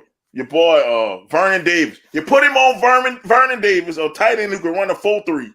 So he was Vernon Davis at that time was a badass. Yes, touchdown. We lose that one. That team was the greatest offensive team in the history of the NFL. 2011 Saints. They put up the most points, most everything. That's we were ready to win that year. That's when Peyton was suspended. Yeah. They do this. They find ways to fucking lose the game. And then you go to Minnesota, the Minnesota Miracle. Prevent, get shit killed. Once again, prevent, get you killed. And all you had to do, all you had to do was let the motherfucker catch the ball and pop his ass. And done. The game was over. What the fuck? We have a safety that fucking literally does a fucking second line. He was up there second lining. I don't know what the fuck he was doing. The dude catch the ball from the heavens, come down on his feet, and run. That's another miracle. That was another Super Bowl team. We were gonna beat Philly. Wouldn't have won the championship because we were going to Philly. Philly didn't want to see that team. We were going to Super Bowl that year. Then of course is the controversial no call, but we had opportunities to win that fucking game. Yes, you did. And we were gonna beat the Patriots in that Super Bowl because the Patriots was sucked ass in that Super Bowl. Here we go. You got the Vikings game. The Drew Brees want to show off that he can throw the ball like Taysom Hill. And he gets picked off. And then they go up the field and Kyle Rudolph with the push-off touchdown. God, that's all under Sean Payton. The Sean Payton regime. The Giants game last year. Sean Payton regime. So that pretty much says that your owner was a little bit too loyal to that coach. Because he won the Super Bowl. And if it was anybody else that had a winning culture, Sean Payton would have been gone. You know what I'm saying? Because how the fuck are we losing these games like this? We're not finishing. Now, let's hope Dennis Allen can do better. But the dude won a Super Bowl, and I'm grateful that Sean Payton won the Super Bowl. But he's not Vince Lombardi. He's not Bill Belichick. He won 1 fucking Super Bowl, bro. He's Doug Peterson. He's Mike McCarthy. I questioned Belichick's championships ever since Tom Brady cheated. To me, you don't just cheat one year. You just got caught that year. But you know what That's I'm saying the way about I it. see it. Okay, better. Okay, he's not Bill Walsh. That's better. He's not Bill Walsh. Yeah. He's not Vince Lombardi. He's not even Jimmy Johnson. Don Shula. He's not Don Shula. I'm just saying he's not Joe Gibbs. He is motherfucking Mike McCarthy and Doug Peterson. The one ring game. Damn. That's the elk he should be spoken into. Because if you look at it, he didn't win multiple championships. And if you talk to a New Orleans Saints fan that's not level-headed, they're going to tell you like this was the greatest coach in the history of NFL. So that's why I say there is a division with Saints fans. It's the old heads who've been through it all, the Jim Moore playoffs, and Jim Moore. Look, we've been through the Dilly Poo speeches of talking about our offense didn't do shit, our defense didn't do shit, the special teams didn't do shit. One of the greatest sound bites in sports history. Go listen to the Diddley Poo rant when he was with us. Oh, I know, yeah. Diddley Poo was better than the playoff rant. It was a horseshit performance. Horseshit. I'm totally embarrassed. Playoff. That's a totally different rant. Playoffs. The playoffs was when he was with the Colts. But when the Diddley Poo rant with the Saints was the best coaches rant I've heard ever. Because he's like, we didn't run the ball. We couldn't stop the run. we couldn't pass the ball. We couldn't stop the pass. The offense sucked. The defense sucked. The special teams sucked. We couldn't do Diddley Poo out there. It was a horseshit performance. I'm totally embarrassed. And if you didn't live through that, I don't want to hear nothing about Sean Payton. You had to live through that, and then Mike Dicker had the other one, the other good rant when he was with the Saints. What do you care? Next question. How you feel about the game? What do you care? Next question. And I lived through the Mike Dicker years when he gave up a whole draft for Ricky Williams. Well, Mr. Fuck those picks before they became the Rams. The Rams did it right. But Mr. Fuck those pick Mike Dicker. Those fans didn't live what Keith Shula is and Danny Werfel when they thought Danny Werfel was the next coming, and then Danny Werfel got his ass here and his helmet got twisted to the side of his head. And Ricky Williams was nice. They just didn't build a team around him. We didn't have shit else because we traded the whole draft, Jay. That's what I'm saying. They didn't build a team around him. And I want to say the Redskins. What the fuck did y'all do with all those picks? Shit. Dan Snyder, I don't know. He fucking gave them out as stripper tips. Offensively, we couldn't make a first down. We couldn't run the ball. We didn't try to run the ball. We couldn't complete a pass. We sucked. That was a disgraceful performance, in my opinion. We threw that game. We gave it away by doing that. We gave them the friggin' game. In my opinion, that sucked. We couldn't stop the run. Every time they got the ball, they went down and got points. We got our ass totally kicked in the second half. That's what it boiled down to. Holy crap. I don't know who the hell we think we are when we do something like that. Unbelievable. 5 turnovers. We threw them 4 interceptions for touchdowns this year. That might be an NFL record. It was a horrific performance in the second half. Portion. That's pitiful. I mean, it's absolutely pitiful to perform like that. Pitiful. It sucked. It stunk. Playoffs? Don't talk about it. Playoffs? Are you kidding me? Playoffs? I just hope we can win a game. That is great. Jim Moore is the fucking best soundbite guy. You know what? He sat there bitching the whole time, but his voice didn't have anger in it. No, he was disappointed. He was like, we couldn't run the ball. We couldn't we couldn't throw it. He felt like more disappointed. He was like, Jay was like a disappointed dad. Like, playoffs? we can't run the ball. We can't. We couldn't stop the run. It was despicable. Oh, man. All right, man. This happened after we got off the show last week. Your boy Now, my boy, Hey, my boy. my boy, he did that shit to my daughter. Best believe he catching one. So I look happy. good in orange. So y'all happy that he got released, or It was the right thing to do. They had no choice. yeah, he's They had getting no suspended. choice. That boy was getting suspended. I mean, the way they worded it, they did it right because they were saying we released him because he needs to go take care of that problem first. You know what I'm saying? And when we were talking about suspension, since that happened before he was in the NFL, the NFL can't do nothing about it unless he's convicted, and they'll just ban him from the league if he tries to get in. But no one's going to touch him. No one's going to touch him anyway. I wouldn't, unless he was proved that if she comes out that she lied. That's the difference. But still, his reputation's ruined no matter what. Let me tell you something. I heard the interview. She came out. She did some black screen type shit. Yeah. Coward. It was rugged, man. If he's guilty of that shit, he don't deserve. And they got pictures of it, dude. There's pictures. He don't deserve to be in the NFL. He don't deserve to be out in public. And look, and he gets picked up. And guess what? We got a special guest. This motherfucker is out the woods. Holy shit! This motherfucker is out the woods. Listen yes! to What? Holy shit! What? Woo! This motherfucker's out the woods. What's up, brother? What's going on, fellas? AJ Brown, let's go. Out the fucking woods. AJ Brown, let's go. Come on. Let's go back. I know you're a Saints hater. Go back and talk about this. I know you're a Saints hater, and I just went off on my own team. Go ahead. You did. Say, bro, as much joy as it brings me to hate on the Saints, and you know I hate y'all, right? Yeah. Yes, he does. The position we in, I can't say shit about nobody right now. Fuck the Titans.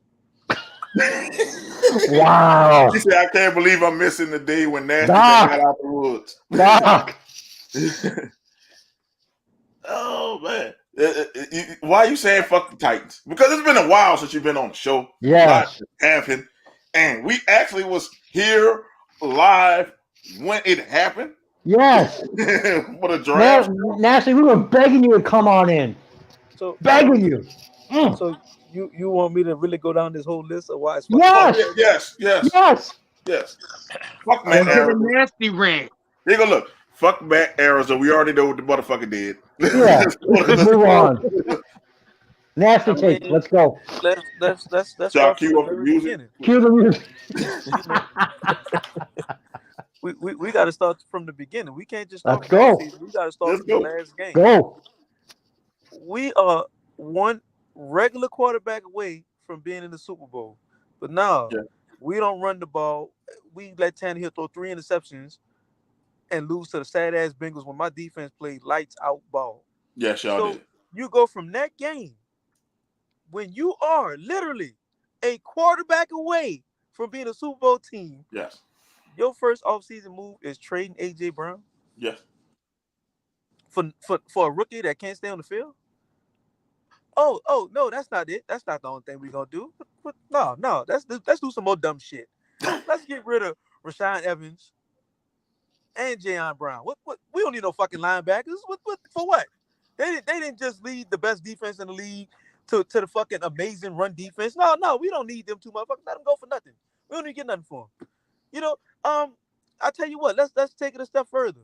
Fuck Roger Stafford, even though he was fucking paramount in our rushing attack. Fuck him. Let him go for free too. We don't need no fucking right tackle. Cut all of them. We don't need shit. We just gonna let Derrick Henry carry everybody while Tannehill keep throwing interceptions. But to put the icing on the cake, you let AJ Brown go because you wouldn't pay him, but yet you still justifying yourself paying Tannehill $35 fucking million a year when all he do is lose games when it matters. He has one job. Don't fuck up. And every time it's time for him to do his job, he do the exact opposite. Fuck it up. So how do you feel about Malik Willis? He's not ready yet. And I can say that objectively. he is scared to trust his eyes and trust his reads. He's in that young guy mode where if a motherfucker's not 3 yards separated, he not open. And in NFL, we all know that's not the case. So he gonna end up hurt like RG3 if we throw him out there right now. So he needs. I'll take that motherfucker over here and book any day. Well, I mean, fuck. I take him over 6'8" any day, but he's not ready yet. I mean, in my mind, we should have kept Logan Woodside and let him play behind Woodside. Woodside is capable of handing the ball off. We don't have no receiver to throw the ball to, so it don't even fucking matter. You know, that's another thing. You know, you get rid of AJ Brown, and you trade for a motherfucker. Robert Woods has never been a number one receiver in his life, not in the NFL, in his whole fucking life. Yeah. And that's who you want to be our number one coming off of ACL injury? I was just going to say that too. Maybe high school he was a number one. I don't believe that. I don't, because you have never seen Robert Woods line up one-on-one and just whip a cornerback. You always see him in schemes, run his fly motions, doing look at. He's not that guy. So that's what you want me to believe is going to replace AJ Brown, Robert Woods? What about that rookie receiver? It's not Robert Woods. I'm sorry, it's AJ Burke with asthma that only can play 5 plays a quarter. Oh, because he got to go on the side to catch his breath. That's what it is. my bad. It's not just Woods. I miss him. What about the rookie from Arkansas? That's what I'm talking about. Burke. That's what you talking about. He got asthma. That's the one who showed up fat. That's the one that couldn't even make it through the rookie training camp because he couldn't breathe. Oh Lord! Damn. He ran 2 plays and had to get out and didn't practice no more. They say that was supposed to be AJ Brown light. Man, say, bro, listen, bro. You cannot. I don't give a fuck who you are. You can't duplicate AJ Brown with that. It's just not possible. You're not gonna give me no rookie that was average at Arkansas and tell me he's AJ Brown. That's not gonna work. It ain't gonna happen. So at the end of the day, though, y'all thought y'all should have got more for AJ Brown. More? No. I thought we shouldn't have traded AJ Brown. I thought we should have signed him.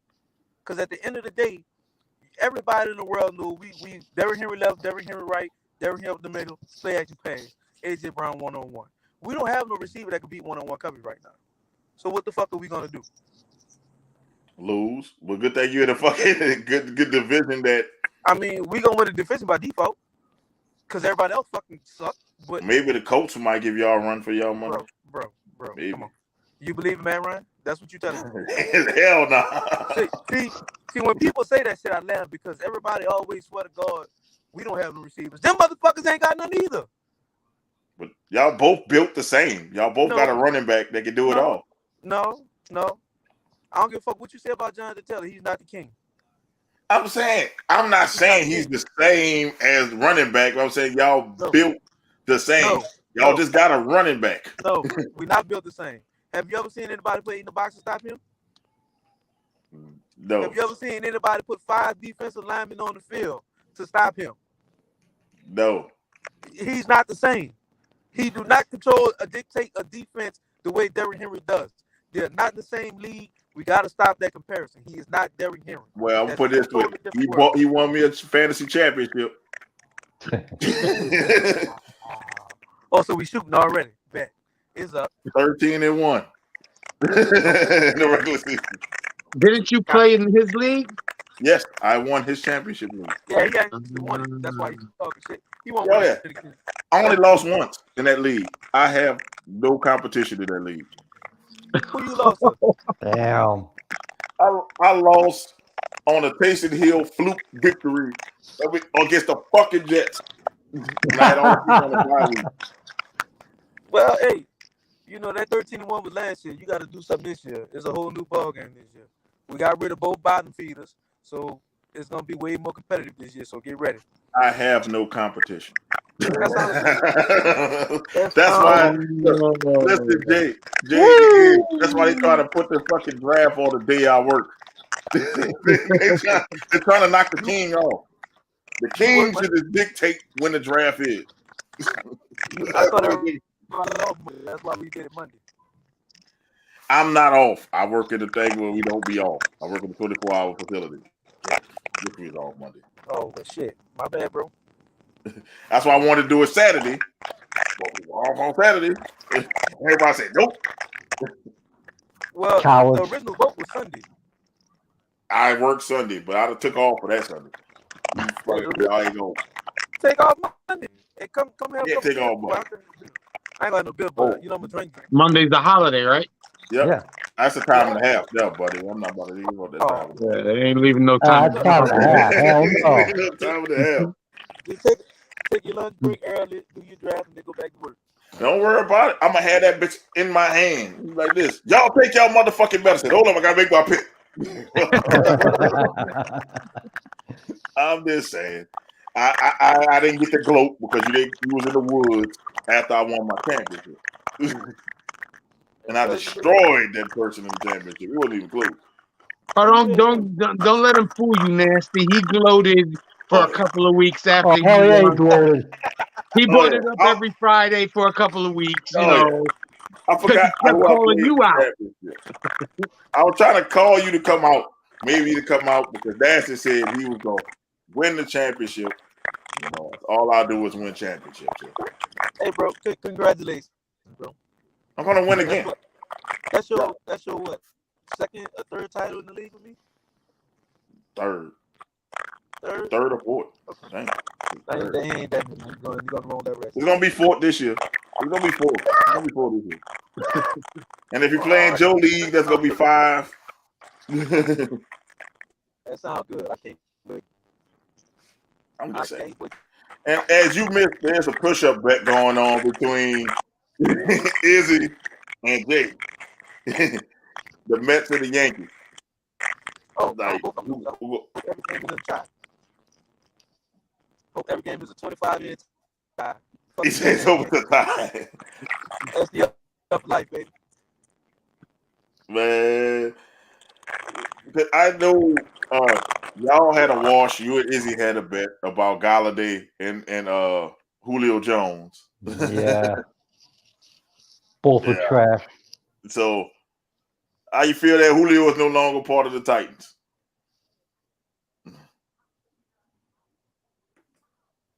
What up, Chris? What's up, Chris? What's up, Chris? You're on mute. In the woods again. Look, he in the woods again. Shit freezing up. Damn woods. You good? Sasquatch is coming to get his ass. Nah. Bigfoot. No. Hey, I don't know what you did. His headphones or whatever, his mic was crackling before. Yeah. Probably gotta get some more. See, look, Nasty's in the woods and it happens. Yo, it's still bright out there though. Yeah, it's still bright in the woods. Not if I take you outside of my house right now, it's pitch black. Yeah, it's dark. They had a game last night though. Like they had a game in college football last night. Penn State and Purdue. They went at it. Okay. I think Tennessee played last night too. You go up. We didn't lost Nasty. Hell. In the woods. He probably gonna come back. But that was a surprise. Yeah, that shocked me. When we were talking, I said, "Oh shit, that shit say Nasty." Hold up. But I'm like with college football because Chris is a big college football fan. It's like I don't get excited to this week. See, the other last week and week 0, as they called it, I really didn't watch it. I'm gonna watch it this week. Who's your college team? The U? The U. Mrs. B loves the U. So great minds think alike. Tennessee is a 5 or 6 win program. Yeah. I'll take your word for it. Well, they got the doggone that quarterback, the 5-star quarterback. They got like $8 million in NIL. So they supposed to be nice. I'm saying I grew up in the wrong era. If I grew up in this era, I would just play to go to college to get these NIL deals. Mm-hmm. Yeah. Paid. Play all. You know what makes it good too? It'll make you want to play all 4 years. Yeah, because if you can make, let's say, even $2 million a year, that's $8 million when you graduate. You're a millionaire. Now, if you don't make the NFL, there you go. You got $8 million to play with. Fucking right.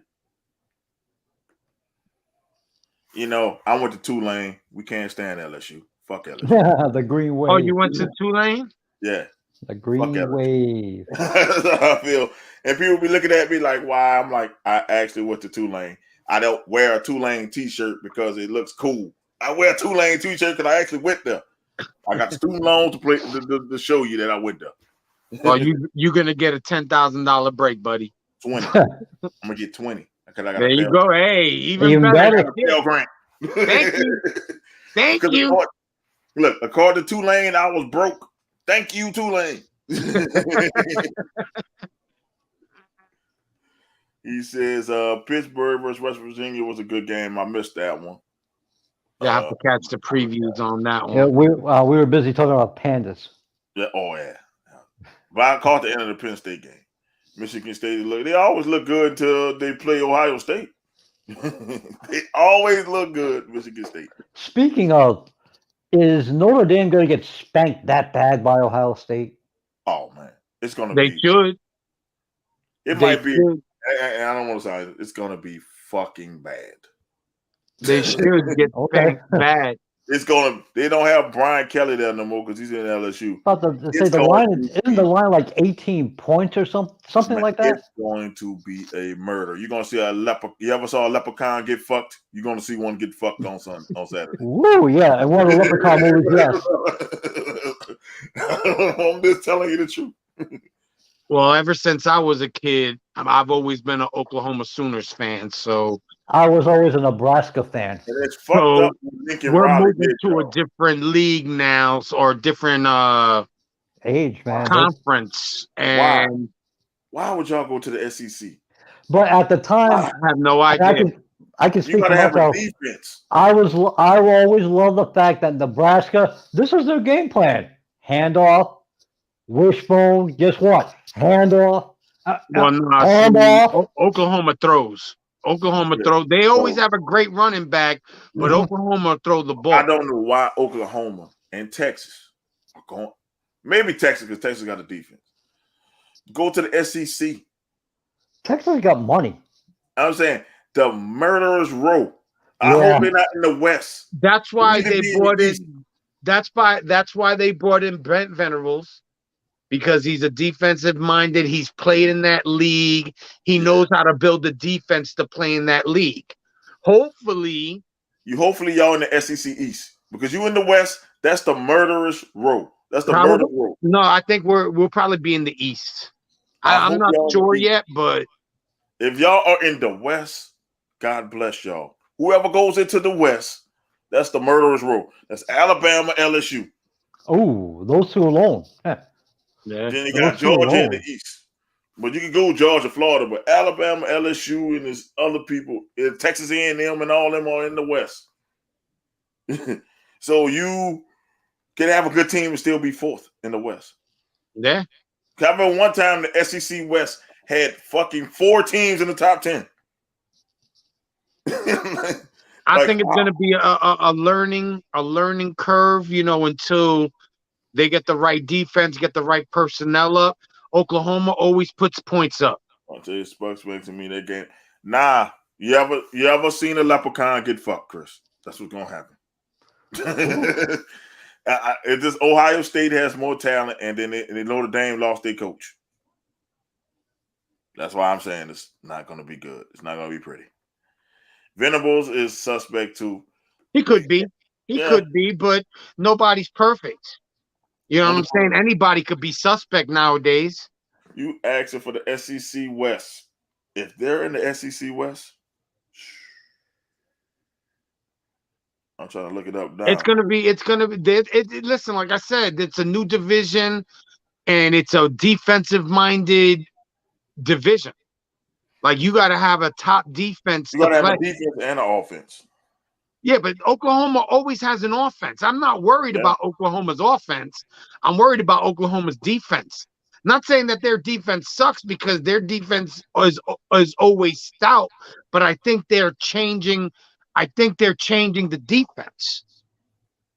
I don't know if they're going 3-4 or if they were 4-3. I'm unsure, but we go to teams in the SEC West: Texas A&M, Alabama, Arkansas, Auburn, LSU, Ole Miss, and Mississippi State. Say Auburn is no slouch. I'm just saying that's a murderous row just in the West. And then if they go east, they have Missouri, Tennessee. Well, I think Missouri leaving. So when y'all going next year, it's not this year, I think. I think it's next year. But Tennessee, Vanderbilt, Florida, Georgia, Kentucky, South Carolina. You better hope to go to the east. Oh man, I would like that division. All you got to worry about is Georgia.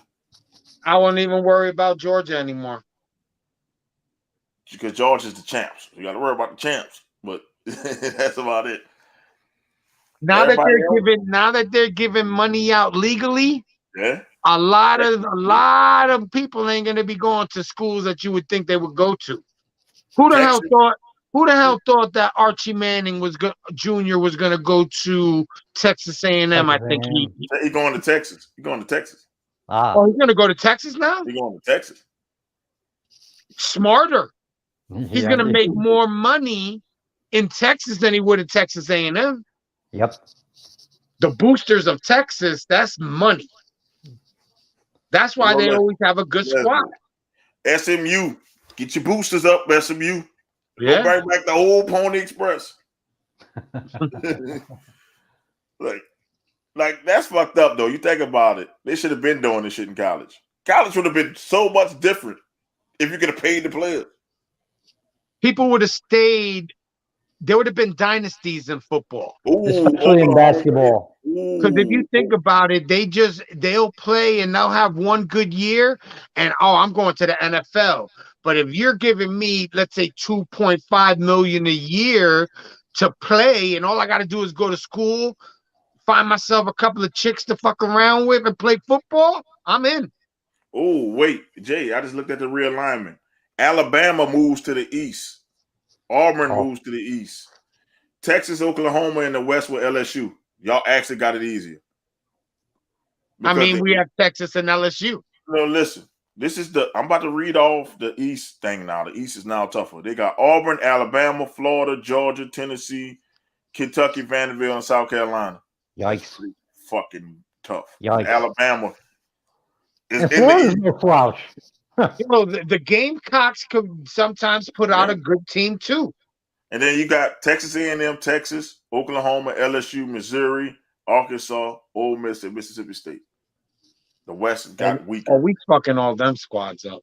That Texas LSU game is going to be a whew. As long as we still got the Red River Classic every year, I'll be happy. They're not going to break that up. They're not breaking that up. Yeah, that's tradition. As long as I get to watch the Red River Classic, I don't care. Me and my friend have an outstanding bet that every year it's only $1. And he owes me a lot of money because Oklahoma's beat Texas a lot more times. Yeah, always find a way to win. They always find a way to win, but I don't like how Lincoln Riley left y'all, though, man. I'm like, man, you motherfucker. Yo, he went where the money was. They offered him a nice penny. You know what I'm saying? To go into you would think the NIL at USC is going to be, the bank is going to be big. It's California. Yeah, but like you said with Texas, though, with that oil money. No. Listen, Texas always got a strong squad. Their problem is fundamentals. Yeah, I'm looking at SMU. I need y'all to come up, wake up. I need y'all boosters to wake up. because who? Yes. I was born in the wrong era. Because this era here, I would just try to be a great ass high school player just so I can get NIL deals. Yeah. Even if you played special teams. Even if you were nice and played, let's say, defense, offense, or whatever, for 3 or 4 years, like you said, it would make me want to stay, especially if you knew inside that you wouldn't be drafted. Right. So I'm going to play the 4 years and make about 8 million, 9 million, depending how nice I am. And then I'm coming out and investing the money and being able to live. Yeah. I'm like, why put my body through the NFL game when I can just make this college money? As long as you don't do some stupid shit like invested in buying fucking drugs, and you know what I'm saying? Because that's what a lot of these guys do. I'm gonna go buy 25 pounds of weed with my NIL money, but when they catch my ass, now, I'll I be would guilty. invest it into a weed company. I would invest some of that money into weed companies. Exactly. I would do that. But I ain't fucking buying nothing. I'm like, fuck, I'm rich. And a lot of, you know why a lot of coaches don't like these NIL deals, Nick Saban? Because you can't control the narrative no more. You Yep. can't force people to come to you now. Fuck it out. If I'm an upstart place and I got good alumni, Tulane is one that has a lot of money. Tulane alumni. You in New Orleans. Build up Tulane. Start paying some of these people off. They got nothing. What division is Tulane in though? They're in an American conference. I guess it used to be with Memphis and stuff like that. But I'm saying you can build them up. Like if they got a good alumni base that has a lot of money. A lot of billionaires came from Tulane. Don't Build they? them up. But don't they invest their money in basketball more than football? Nah, they don't invest in sports at all. Swimming. They invest in fucking swimming. We have a fire ass swimming team. Top notch swimming team. We had a top notch baseball team for a while too. We have a fucking swimming, baseball, and all that because they didn't want to fucking invest. Our football team used to be great back in the days. That's when LSU used to be a real rivalry. It used to be Tulane, LSU, and Yeah, like in the 80s. Yeah, man, Tulane used to beat the shit out of LSU. People don't want to believe it. They used to beat the shit out of LSU. And then what happened? Tulane stopped recruiting from New Orleans. I'm like, you can get some kids from New Orleans, and you would bring people to the stadium, and it would change shit. Like, come on, get this NIL money, and come here. And they got a brand new stadium. It's a brand new stadium. It's good looking stadium too. But nobody be in it. Because nobody play, you know what I'm saying? Like really But we almost beat Oklahoma. We almost beat Oklahoma last year. I was red. With Rattler. I was like, yes. Boy, I was like, because it was Hurricane Ida. I was in Texas watching that. And I was like, come on, Tulane. You can fucking do it. I like, do it. And it didn't happen. But we'd have beat, because I know we'd have beat Oklahoma. We'd have had eyes on the program, people in the game. But that was the end of Spencer Rattler after that shit. We ended his fucking career at Oklahoma. Yeah. That was the closest we got. He might be starting for USC.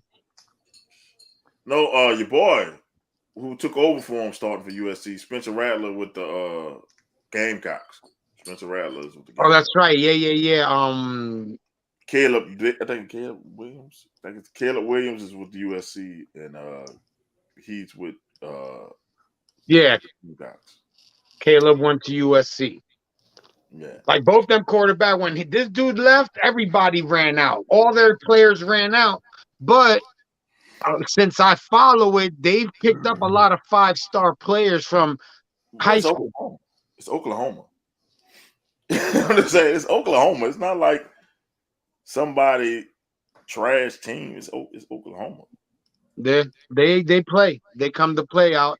Like I said, that's the team I follow. I mean, don't get me wrong. I like the U. You know what I'm saying? I like USC. The U.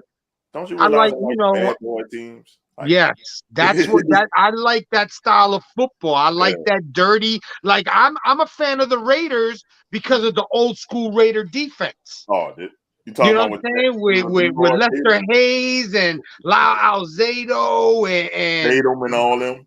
Yes. With the stick 'em, knocking people out.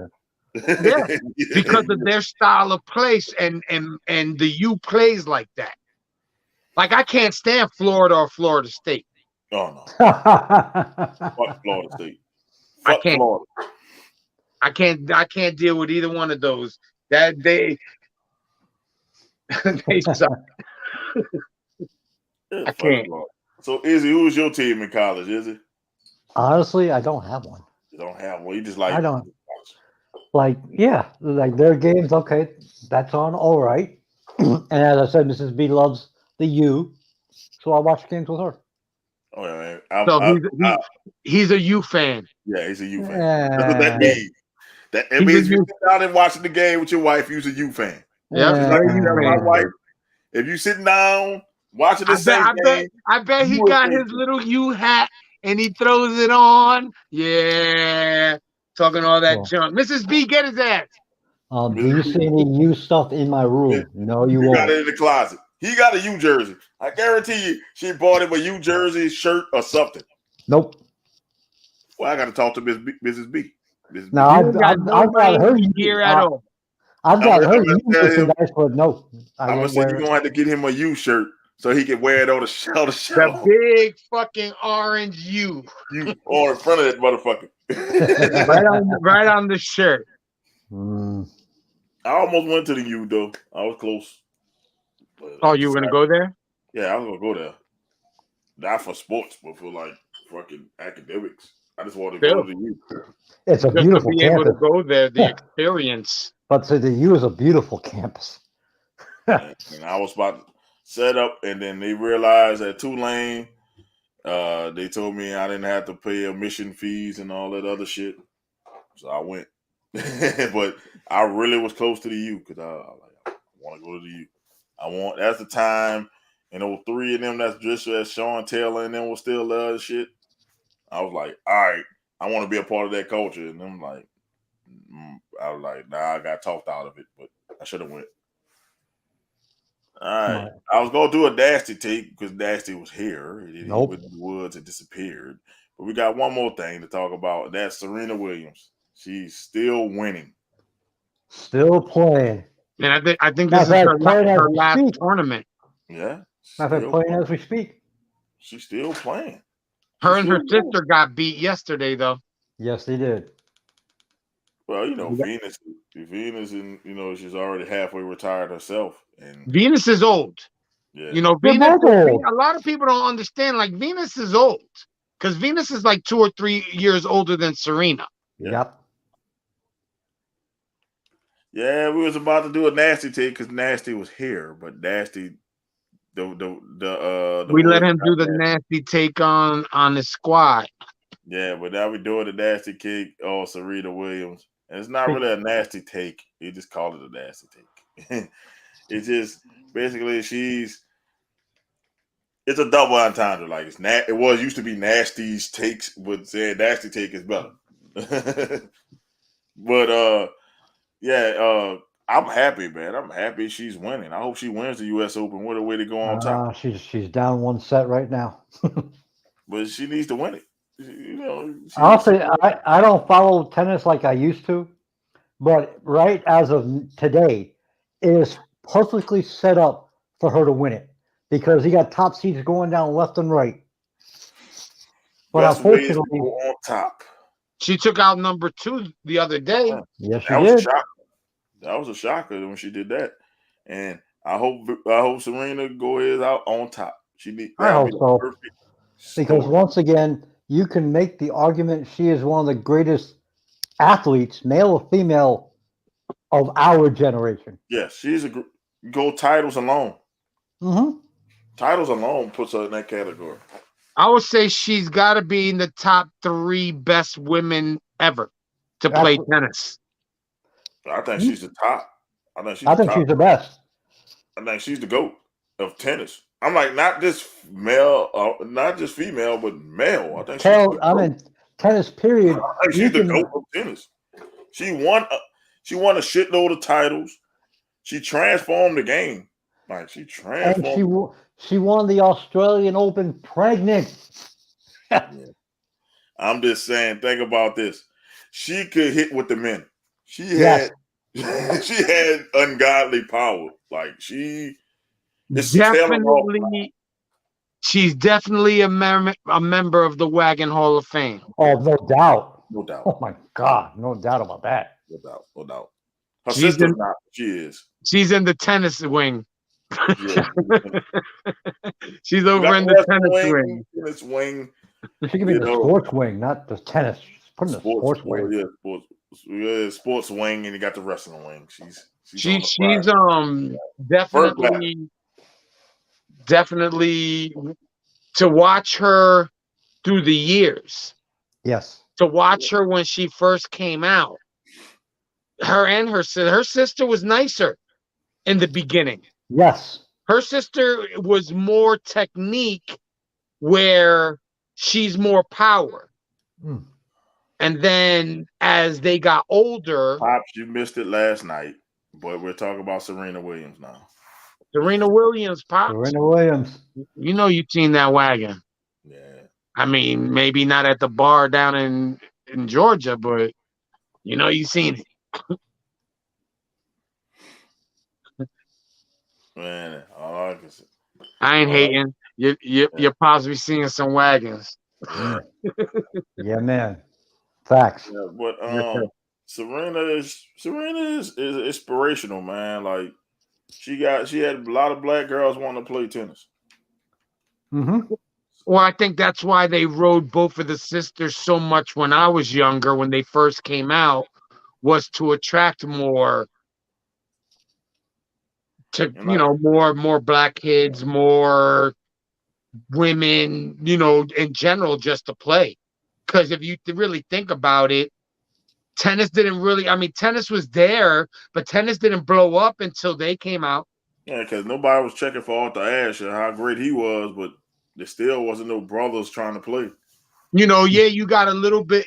If you were to go back in time, he might have been the only one back then that played. Yeah.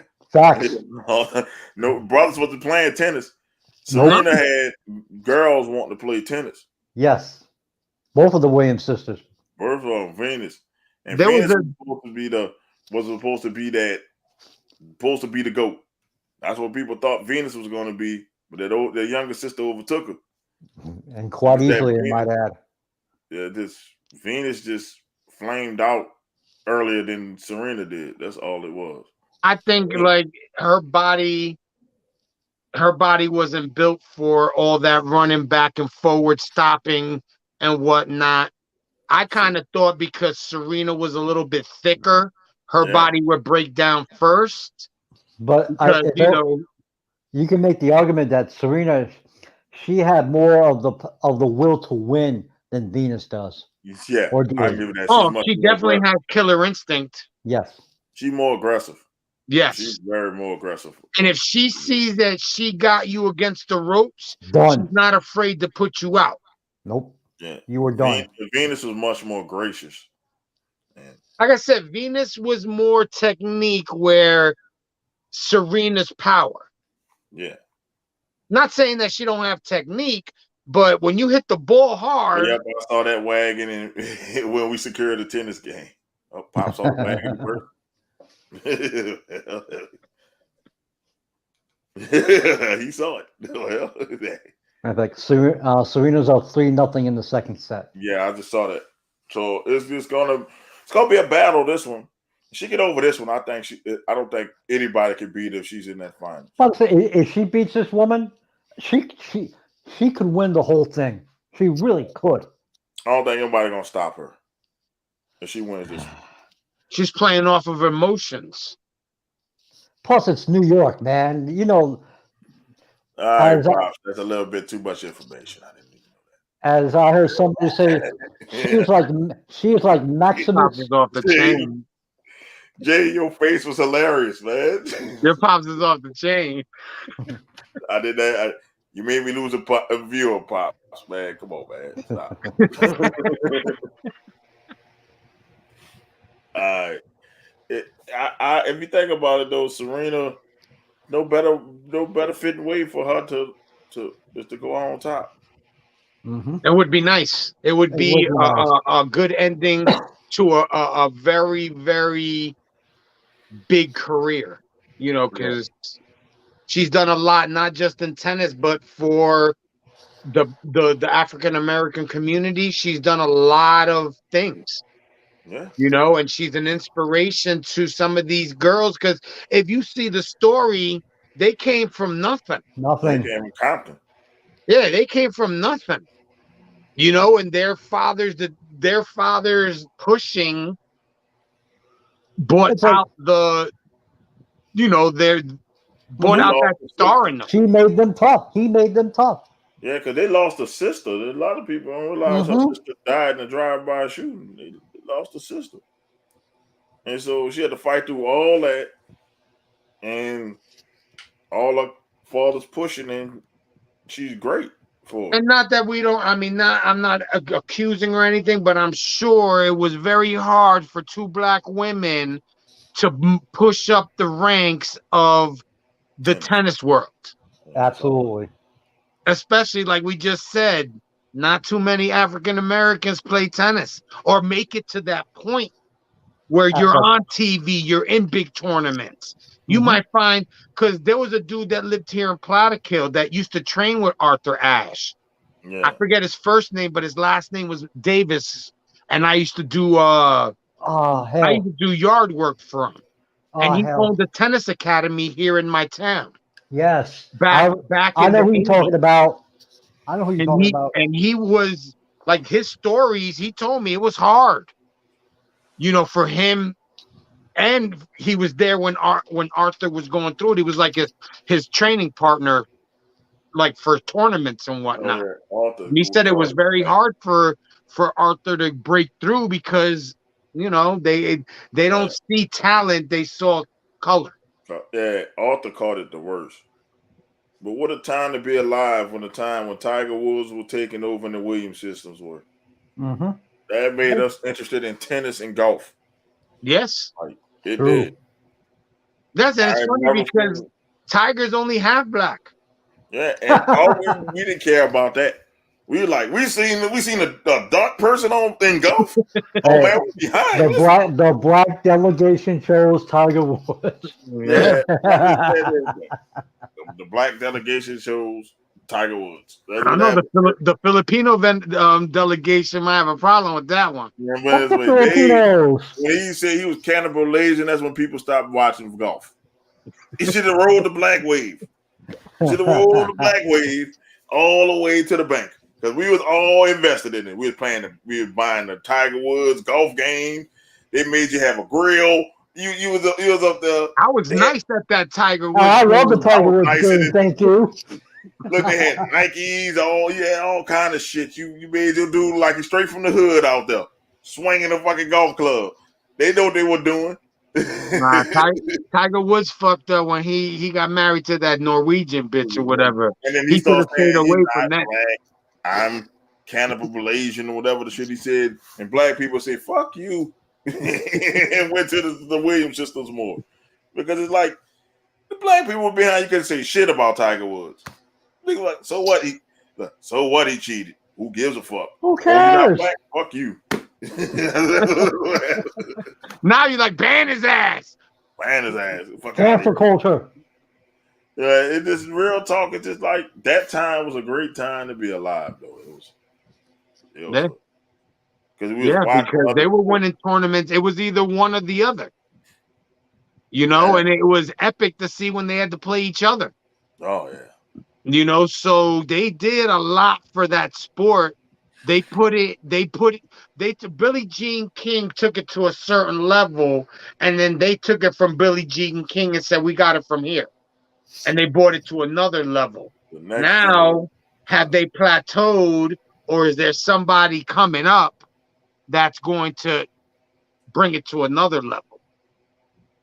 I don't think so. I don't think that you can get any higher than what they put the women's tennis. Nope. I mean, Coco Gauff, sorry. Naomi Osaka, sorry. No. I mean, they did a lot, not just for women's tennis, for just tennis in general. Yeah. I just think the next generation got a huge shoes to fill. Nah, they can't even carry her fucking jockstrap. Nope. No, you got to win more, and you got to win Wimbledon. You got to win the French Open. You got to win the U.S. Open. Like you can't just win any of these bullshit fucking tournaments. Nope, it's all about the majors in tennis. You know what I'm saying? If you want to fill those shoes, you better have multiple of each of those.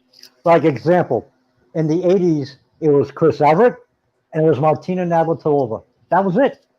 Yeah. And all they did, win majors. And what they did is they put them in 2 separate brackets. Exactly. They let them beat everybody in their bracket, and every final was Chris Everett Yep. Lloyd and Martina Navratilova. And then Steffi Graf came into the picture. But yeah, it's all about the majors in tennis. And I Man, think I don't after I don't give a Steffi, it shit was about the girl. Miami Open over here down at the stadium. I don't care about the Key Biscayne. What the fuck? I don't care. I want the majors. I want to see majors.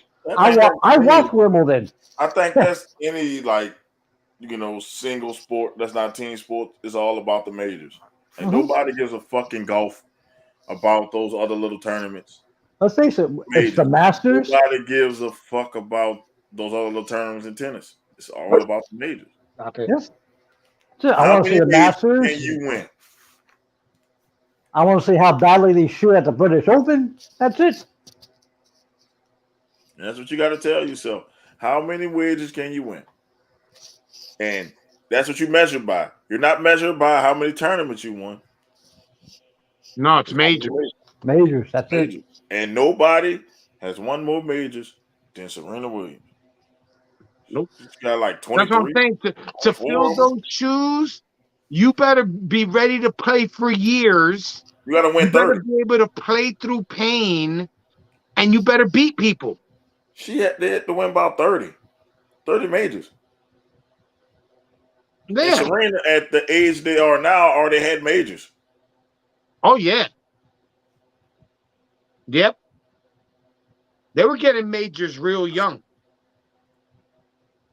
Serena won 23 majors. 23. And how much did Venus win? And Oh Lord. Oh Lord. Let me see. Not 23. I bet it's not that far off, though. Let's see. Grand Slam winners: Seven. Serena Seven? 23, Seven. Steffi Graf 22. 7. Venus has 7. There you go. There's no competition between Now, them. mind you, they also played doubles tennis and won majors. Yeah. We're not adding doubles. It's just No, singles. I'm saying they also won majors as doubles. I'm not. Yeah. No, I know they're totally separated, but still. Now, I give them props because a lot of times, if you really look back at those tournaments, they were winning the doubles, Oh, my fault. and they then one won of them was 14. winning the championship for They singles. won. So add another 14 to Serena's. There you go. They won 14 doubles champions. Wow. The Grand Slams. I never realized it was that much. And, Wow. and who is the next team before them? It don't Like- matter. It don't matter. They It won a don't stunning matter. 14. That's what they said when I put it in Google. They won a stunning 14. I think that's the most ever. It's fucking Oh, 14. definitely the most ever. I wanted to know what the second place team, It like don't who had the matter. most wins after them. Was it 3? Was it 2? Like, you know what I'm saying? That's something that probably will never be beat with the same 2 people. If you Lord. Damn. You know what I'm saying? If you had two brothers or 2 sisters, they're not winning 14 fucking championships. No. No way. Them sisters knew each other inside and out. They were blowing people out. Serena Williams have a total singles and doubles of 37. There you go. Majors. And then That's her fucking sister would have what, 21? 21. Yes. And look, the sisters' doubles and singles don't even add up to Serena's singles. Yeah. You telling me this woman has 37 major championships? I bet if you look, they got at least 3 or 4 gold medals too. Yes. They won Olympic gold. Yes. You know what I'm saying? Like, they're accomplished. Where you say those shoes are going to be hard to fill, they Good might luck. as well put those shoes up on the shelf I'll because say- I don't think anybody's going to fill them. Retired. That's it. No You know what one. I'm saying? I don't think there's ever going to, I mean, maybe not in our lifetime, at least not in my lifetime. 4 gold medals. Wow. Four, This lady yeah, had but 4 4. gold medals single. How many doubles? See, they say career. They say career Okay. gold medal. Still, She got 4. sorry, but I don't have a gold medal. I don't have a She fucking has gold to be the medal. GOAT. She got to be talked about of all sports. She has to be talked in that conversation Yes. with the GOAT. Yes. 37 championships, 4 gold medals. Yeah. dude, And longevity and because she's been longevity. playing since the 80s. She, well, early 90s. Early Yeah. 90s. Early 90s. She is basically the GOAT. I'm like, past Jordan GOAT. like, Yes. You can make that past Tom statement. Brady GOAT. You can Man, make that statement. No, I can't. No, he's a cheater. He's not a goat. I'm just saying, Ah. if people going to call him the GOAT No, of football, nothing. I'm just saying, if you're going to say most people consider him the GOAT of football. I don't. If you want to go Joe Montana, okay. Okay. She's way better. She's smashing Joe out the park. Football, definitely. basketball.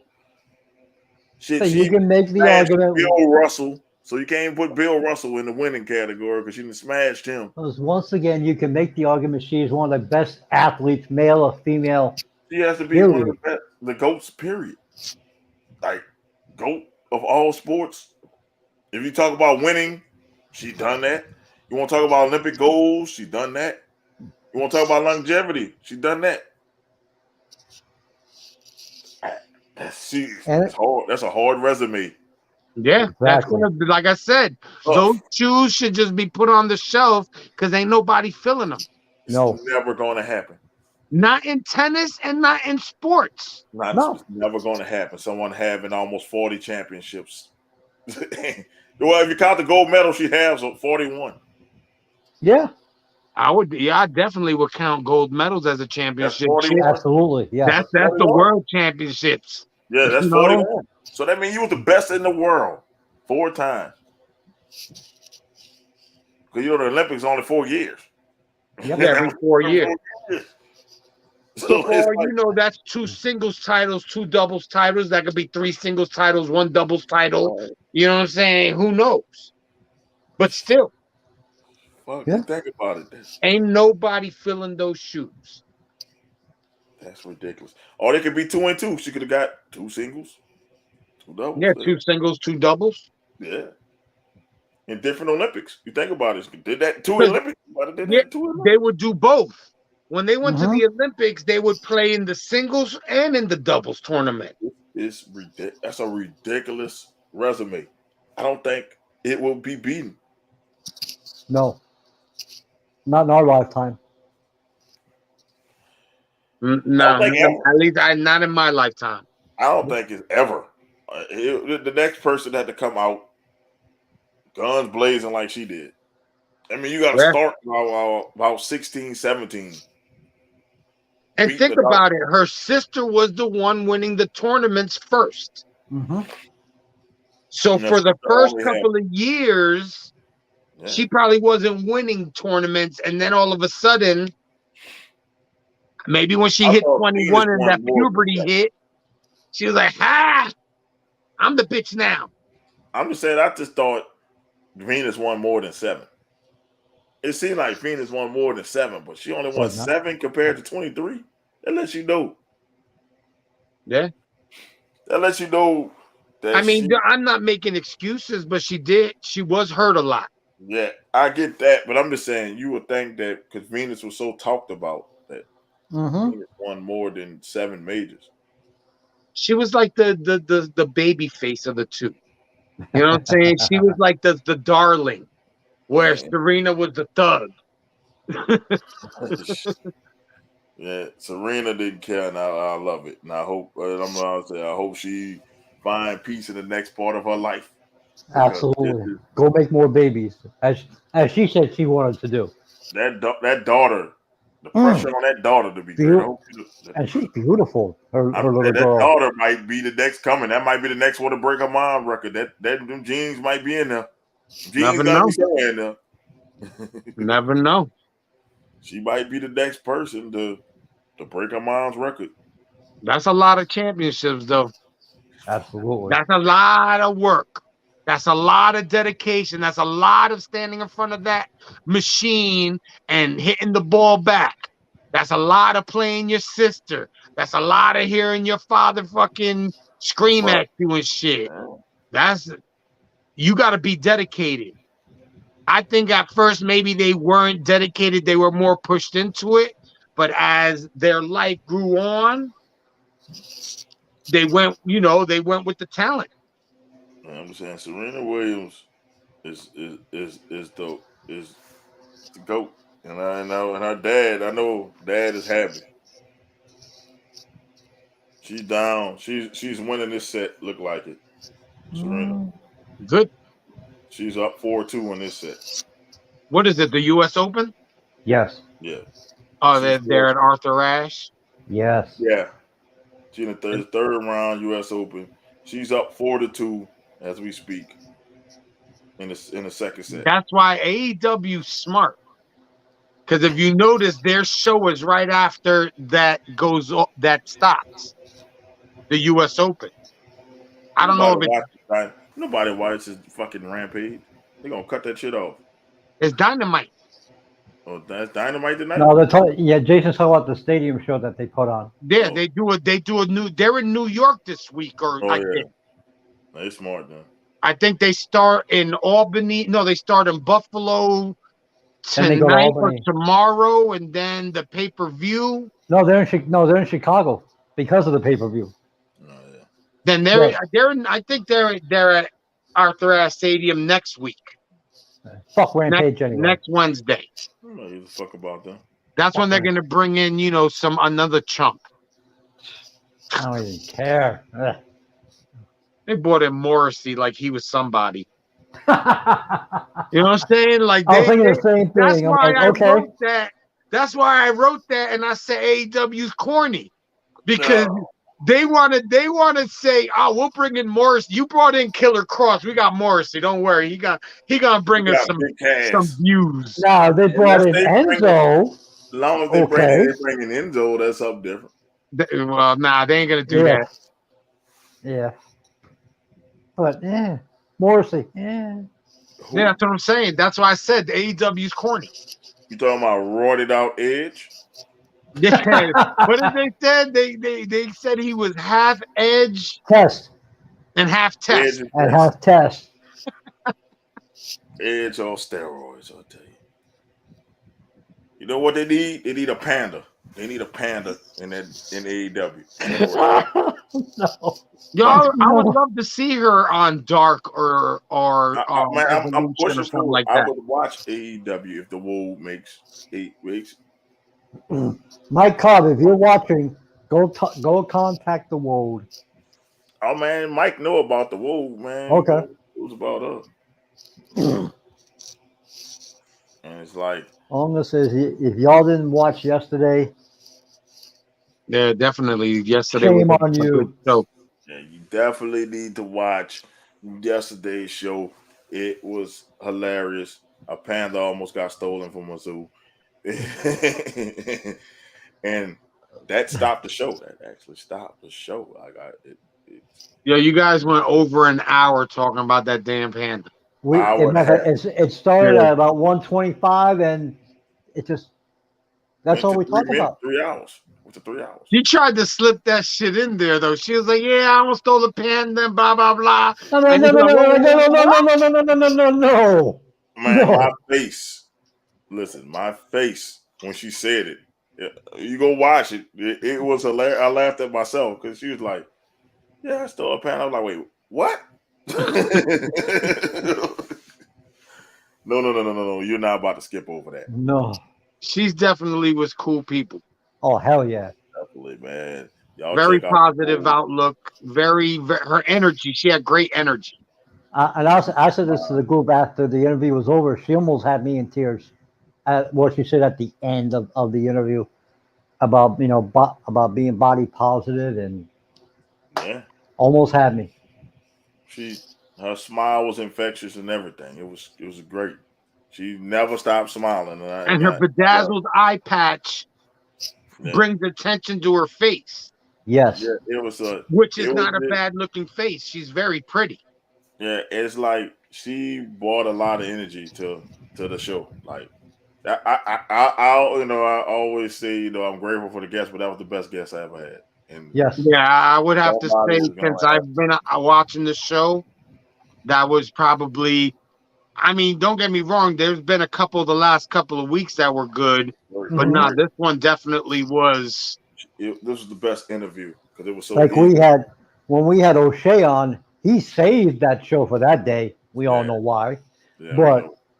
But the Woad, wow. no shot. It's no shot at anybody else. It's just that she was so great. Yes. It's a memorable interview. She Yeah, made it. She made you feel comfortable. It wasn't like a. To me, it didn't feel like an interview. It felt like a bunch of people hanging around the table having some drinks and just bullshit. yeah. You know what I'm saying? Like she made it was like a comfortable. You know, Hmm. like she gave a comfort off. Yes. Yes, what's up? Shout out to the Cardinals of Bell Chase. Let's go. That's where his son's from. That's where someplace. Let's go Cards. Go Cards. Go. Sweet, Don't sweet. St. Louis. Bell Chase. But yeah, I love having the Wood on, man, and I hope she comes back. Oh yes. It, Please it, come it, back. it was so much more I wanted to get into, but when she said that story, it just was I was organic. That shit was not planned. I never knew she stole a panda. Like this, like I said, once the panda story, I had nothing to say. I had nothing to say about I was wrestling. interested. Nothing. I have never heard nobody say they tried to steal a panda before. Like you said, that's gangster. Just That's gangster. that's And gangster. everybody No, the said, fact that it was premeditated. She brought in a stuffed animal one to switch them out. She yeah. was slick. If she had Ocean's 8, she would have pulled it off. Oceans too. She She was said she slick. needed one more. She said she just needed one more. And then she went on how she would have raised that pan. I'm like, oh my god. Should have Like, been oh bringing my it to the ring god. with her. I tell people, I say, none of my shit is planned out. No. Talk about what we're going to talk about. I just give them the link. I just promote, and boom, we ready to go. So it's not a script. Honestly, I was gonna tell her she should use the panda as her, as her character, like for a T-shirt. Have a Yeah, Or the eye panda patch. with an eye patch on it, yeah. You should. and the people like us that know the inner of why a You're panda. biased. I think that would be a great idea. I told her, we said that when you put it, we told her you should make that panda have an eye patch. Mm-hmm. Yep. You know, We put it on a T-shirt, I would buy it. and like I you would buy said, it. she should have a move that's named like the panda drop or the panda's paw or something. That is a great fucking story, man. Yeah, Yes. And that she was. blessed us with the first person. She blessed us with that. Said that's the first time she ever told that story on a podcast. Made it feel special. Like, Because Yes. everybody goes at her with the, who trained you?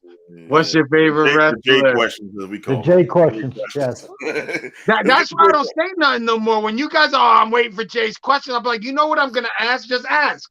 No, And when I think of a good question, I'll ask. It's funny. We're like, here go the J questions. Hit him with the J questions. Get him out the way because we notice every interview you'll hit him with the questions, and then we'll go off into some bullshit. So I'm like, let's get the J questions out the way, and then I just would like to know. I like this. I wanted to know her motivations. I wanted to know. It's not nothing bad. Stuff It's just like that.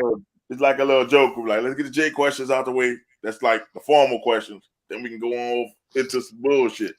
And boy, And that's why a lot of times I wait until you guys start talking bullshit, and that's when I'm like, all right, I'm gonna send my question now because I'm a hater.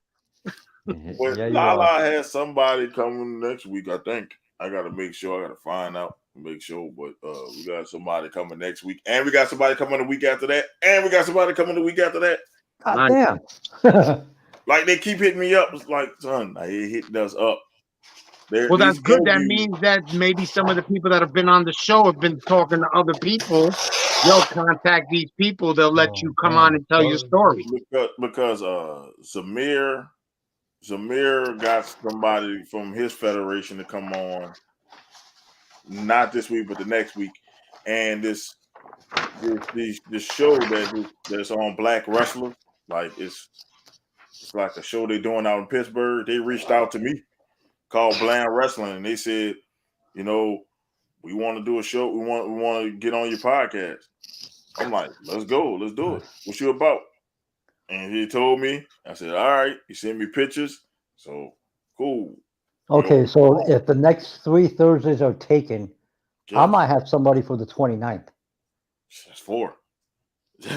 I'm gonna see if he's available on the 29th. It's harder to find people in the sports world than it is wrestling, because wrestlers don't care. They just jump in. They just want to promote me for free? Absolutely. For free. I'll take that shit. Sports people, they don't really care. Yeah, you have to go. You have to know somebody to know. You know what I'm saying? And they do me. Yo, just jump on this little podcast for like 10 minutes. Yeah, so I'm still working on getting some sports people on here, but they're harder to get than wrestlers, because wrestlers. I was even coming to the point, even if it's like a high school kid that's nice at track and field, you know what I'm saying? Even anything like that, you know. Don't have to. You're gonna start college kid or something. A college kid that's just going in, you know, it's like something like that, or you know, maybe there's a nice college kid in the area. Yeah, you know what I'm saying.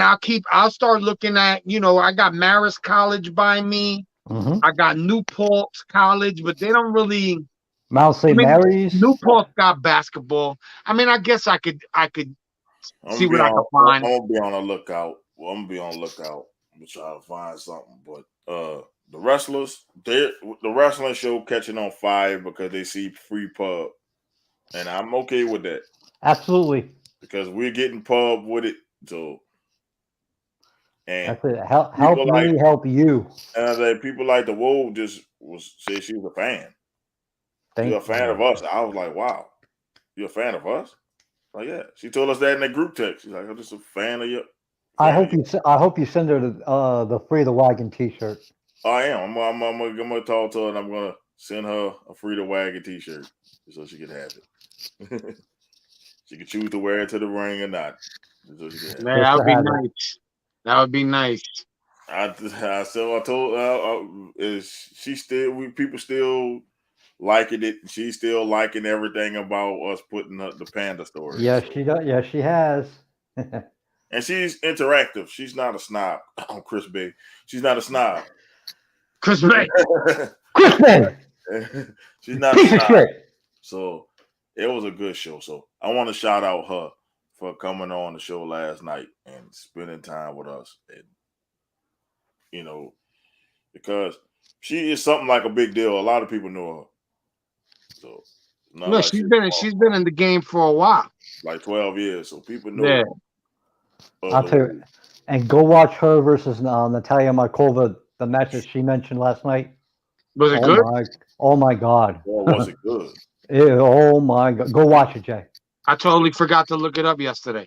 Go watch it. Jay, it's good, Jay. She I'm telling you, it's not on YouTube? Yes. Yeah, it's on YouTube. AEW could use somebody like her. Yes, they can. Yes, they can. And don't have her stuck on fucking dark and no elevation. We already know how that goes. She's half blind. She's body positive. That's inspiration. She's a sister. Yeah. You know what I'm saying? And that all of a sudden on AEW is a priority for them. I'm just saying, she could bring money. I think so. And like you said, her story alone would bring money in. Like, she's half blind, she can wrestle, and she can move in the ring. Like and instead of her saying, "I steal puppies," it's "I steal pandas." Yep, buddy. I steal pandas. Yep, I steal pandas. Nobody would believe that story. When you least expect it. Right, like nobody would believe. If she'd have told me that beforehand, I said, "Man, stop lying." But the conviction and what she said, she did it, and Didn't budge. Didn't budge at all. I'm like, she didn't care. Like I said, I loved it. It's like What I I don't liked give was when she said she'd do it again. a fuck. And man, I lost it. I had to drink 2 beers on that one. She was like, and I would do it again. I was like, hey, that's what I'm talking about. Fuck I it. love it. Look, I know it's good when my wife loved it. Oh, she watched? My wife heard her speech at the end, and then she heard the panda stuff. My wife loved it. Said it was a cool ass story. She said everybody says it's a cool story. Nah, definitely. So if my wife loves it, and my wife doesn't love wrestling, she loved it. You need to make a sound bite of it and like making it exclusive. You know, so then this way people want to come back and watch the whole interview. I know that's what I've been doing lately with the interviews. I've been taking snippets of it and then put it out there. But I got to take 2 snippets because she want me to do one when she called out Roxall Spud's wife. Oh, So yeah. So Yeah, I'm that's gonna make a snippet of that one. And I'm gonna make a snippet of the panda story. Well, it's about 4 minutes of the panda story, three or 4 minutes of the panda story, because it went for hours. So I can't skip the whole panda story. I'm gonna catch the beginning of it, catch our reaction. Yeah, you got to catch how you got to start it off where she tries to slip it in, and then everybody's facial expression, like, what? Wait. You all were like, time out, hold up. What'd you just say? She was like, yeah, I tried to steal a panda. I was like, oh, shit. Yeah, boy. Oh, shit. I love it. I love it. I love that we're growing as an organization. We're growing.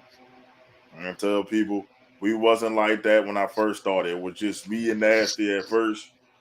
Then y'all start falling into the fold. And like a lot of people didn't think we'll be here almost 3 years, and we still be going stronger. And I'll say we're going strong. I tell people we got a 4-phase program, and we just in phase 2. Phase 1 was I was just happy to be here, happy to be doing it. Phase 2, where we in now, we making a name. Then it's gonna be 3, we dominating, and 4, we gonna reap the benefits of this shit. Yes, sir. That's the Venom plan, as you gonna call it. That's what we in. I'm like, right now, I'm trying to make a name. We trying to make a name for us, get out there, and once we're that out name there. get out there, we dominating the podcast world. You know, I want to be to where y'all ain't Venom. That's how I'm trying to have it. Y'all ain't them. Don't try to be them. We already got people trying to bite off us. Yo. I see it. And Lala was supposed to go off on that last night, but The panda story. Panda story. But I see it. And when you see people, that's why I wear the shirt, the copy and paste method. You see people copy and pasting your shit, that means you're doing what you need to do. Yeah. They're trying to run off of your game, your blueprint. Yeah, you're not gonna find another Jay. You're not gonna find another Izzy. You're not gonna find another Lala, Doc, Nasty, or even myself. You're not gonna find another person like that because we are those people. We are the ones. And if people want to come on the show, then the most people say it's because we have fun on your shows. And that's what I get. It's like you don't talk about the same old stuff. Y'all talk about whatever, and we love that. I mean, we talk about the Jason questions in the beginning, get them out of the way. You know, this way to me, those questions, they open up and they start to feel comfortable. Yeah. And then you start just running the show the way it goes, then they're just flowing. Like I think if you would have had a scripted questions, we would have never heard about the panda story yesterday. No. And as I said, when I asked, what they do away from, how do you have fun away from the ring, and the panda came out, and it was like the golf story. I thought that was funny. And then she said, then I asked her what else you do besides golf. And she was like, I bowl, I go to zoos, I try to steal a panda. But no, she said I got fired from a zoo. And I'm like, why did you get fired from the zoo? I tried to steal a panda. I'm like, oh, that was it. What? The thing was, she kept trying to go on with the story. I'm like, yes. She's like, yeah, I stole a panda, and I like to do this. And I'm like, no. Hold on a second, sweetie. Nah, Let's but get back to the stealing of the panda. the procuring of this panda. What did you do? My shit, she went in with a plan. She bought in the fake one to switch them out. She went in with a plan. You got to give her props for that one. Oh man, she's amazing. And like I said, I've been watching her work, and I said one day I was gonna get her on the podcast, and it happened. And I'm shocked that it happened this soon. Who knows if anybody's ever really tried to get her to, like, even asked her to be on a podcast? Yeah. You know what I'm saying? You might have been the first person that said, "Hey, listen, we want you to come on our podcast." And since she's so interactive with her fans, she was like, "Hell yeah, come on!" Because, like you said, it's free advertisement for them. Yeah, and And that's if how I you, make it for indie wrestlers. They don't have many. and if they like the podcast, now you got somebody saying, "Hey, I was just on a podcast, Venom and Smoke. You should check them out." You know, like if you get her one of those T-shirts, she might wear the shit to the ring. Yeah, Yeah. I'm gonna ask her size, and I'm definitely gonna get her a T-shirt. And I was supposed to get Corey his T-shirt. I was like, but so what's on he want? You know, I'm just gonna start getting the brand out there. That's how you do it. Just get it out there.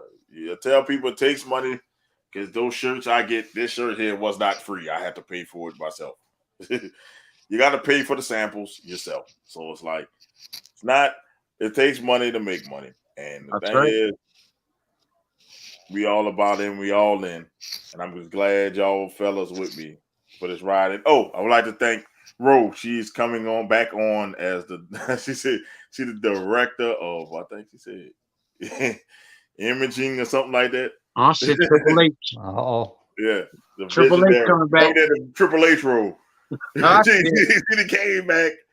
She rode and came back into the fold. She said she got enough time now. She's director of creative. That's what it is. She's the creative director. Direction. So Ro is back into the fold. So there she is.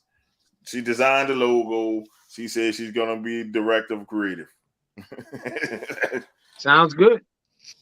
we back. So any more shout outs before we get on out of here? Oh, shout out to Nasty for stopping by. That was great. Nice surprise. And we got a little nasty rant in there. Always shout out to Lala for always shouting out the show. So check out Lala's Empire on YouTube. And like always, buy the merch. Yeah, buy it. Buy the damn merch. Right. Shout out to you guys as always. Doc, Nasty. It's good to see you alive. I'm glad the Boy Witch didn't get you. I'm about to make a shirt, Nasty in the Woods, with this picture on it with the woods behind. With a tree, with just his dreads going behind the tree. Yeah. Like you see nothing else but his dreads just. And just thank you guys in general. I'm definitely going to put Nasty on one of these graphics. I can't. He don't never put up a fucking picture. So You can't take a still from like the video. I'm gonna have to because he always puts up bullshit. I think he has a picture up now. He always puts up bullshit, so I couldn't get a picture. And all the other pictures I have were like older pictures when we were younger and shit. He don't look like that. He got that salt and pepper beard now. Yeah, he does. You want some updated pictures, not no young pictures. Yeah, no catfishing. Yeah, he catfish. Yeah, I'm glad Nasty stopped by. He always good to stop by when he's not in the fucking woods. Oh, good luck to Doc's son tonight. Hopefully they bring out that win. Oh yeah, shout out to Dill, my nephew. I guess you nephew-in-law. I guess you call it that way. He got a game tonight. Go St. Charles Catholic. They the champs. They the champs over Arch Manning's league. There was an Arch Manning league, and they were the champions, not Arch Manning. All right, they nice. beat the team that kicked Arch Manning's ass. Okay. Go ahead, St. Charles Catholic. Y'all do y'all thing tonight. So we support the youngins. But still, fuck them kids who try to get Marcus May caught up.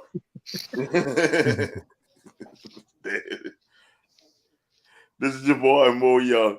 You got the Ferris one. You got Diabolical Hater J. We going. I want the hater today, I guess. We'll Fuck those see kids. y'all. We'll see y'all next week. People, we out. Peace. Peace. Good night. Woo!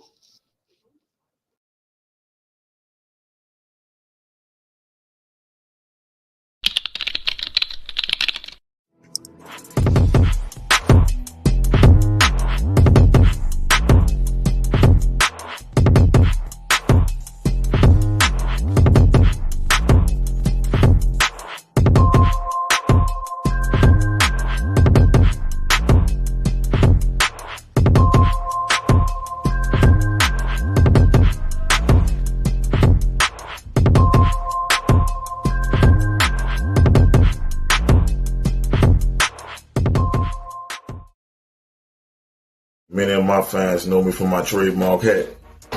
I don't need that anymore now that I found this game changer of a shaver. Flex Series by Freedom Grooming. You can shave wet or dry. It's your choice. You can do it on the go. Look at that smoothness, man. The smoothest shave I ever had. Smoother than a baby's bottom. This is a must have. You must get this. It will change your life. Trust me. Like I said, best 3 minutes of your life. It's showtime.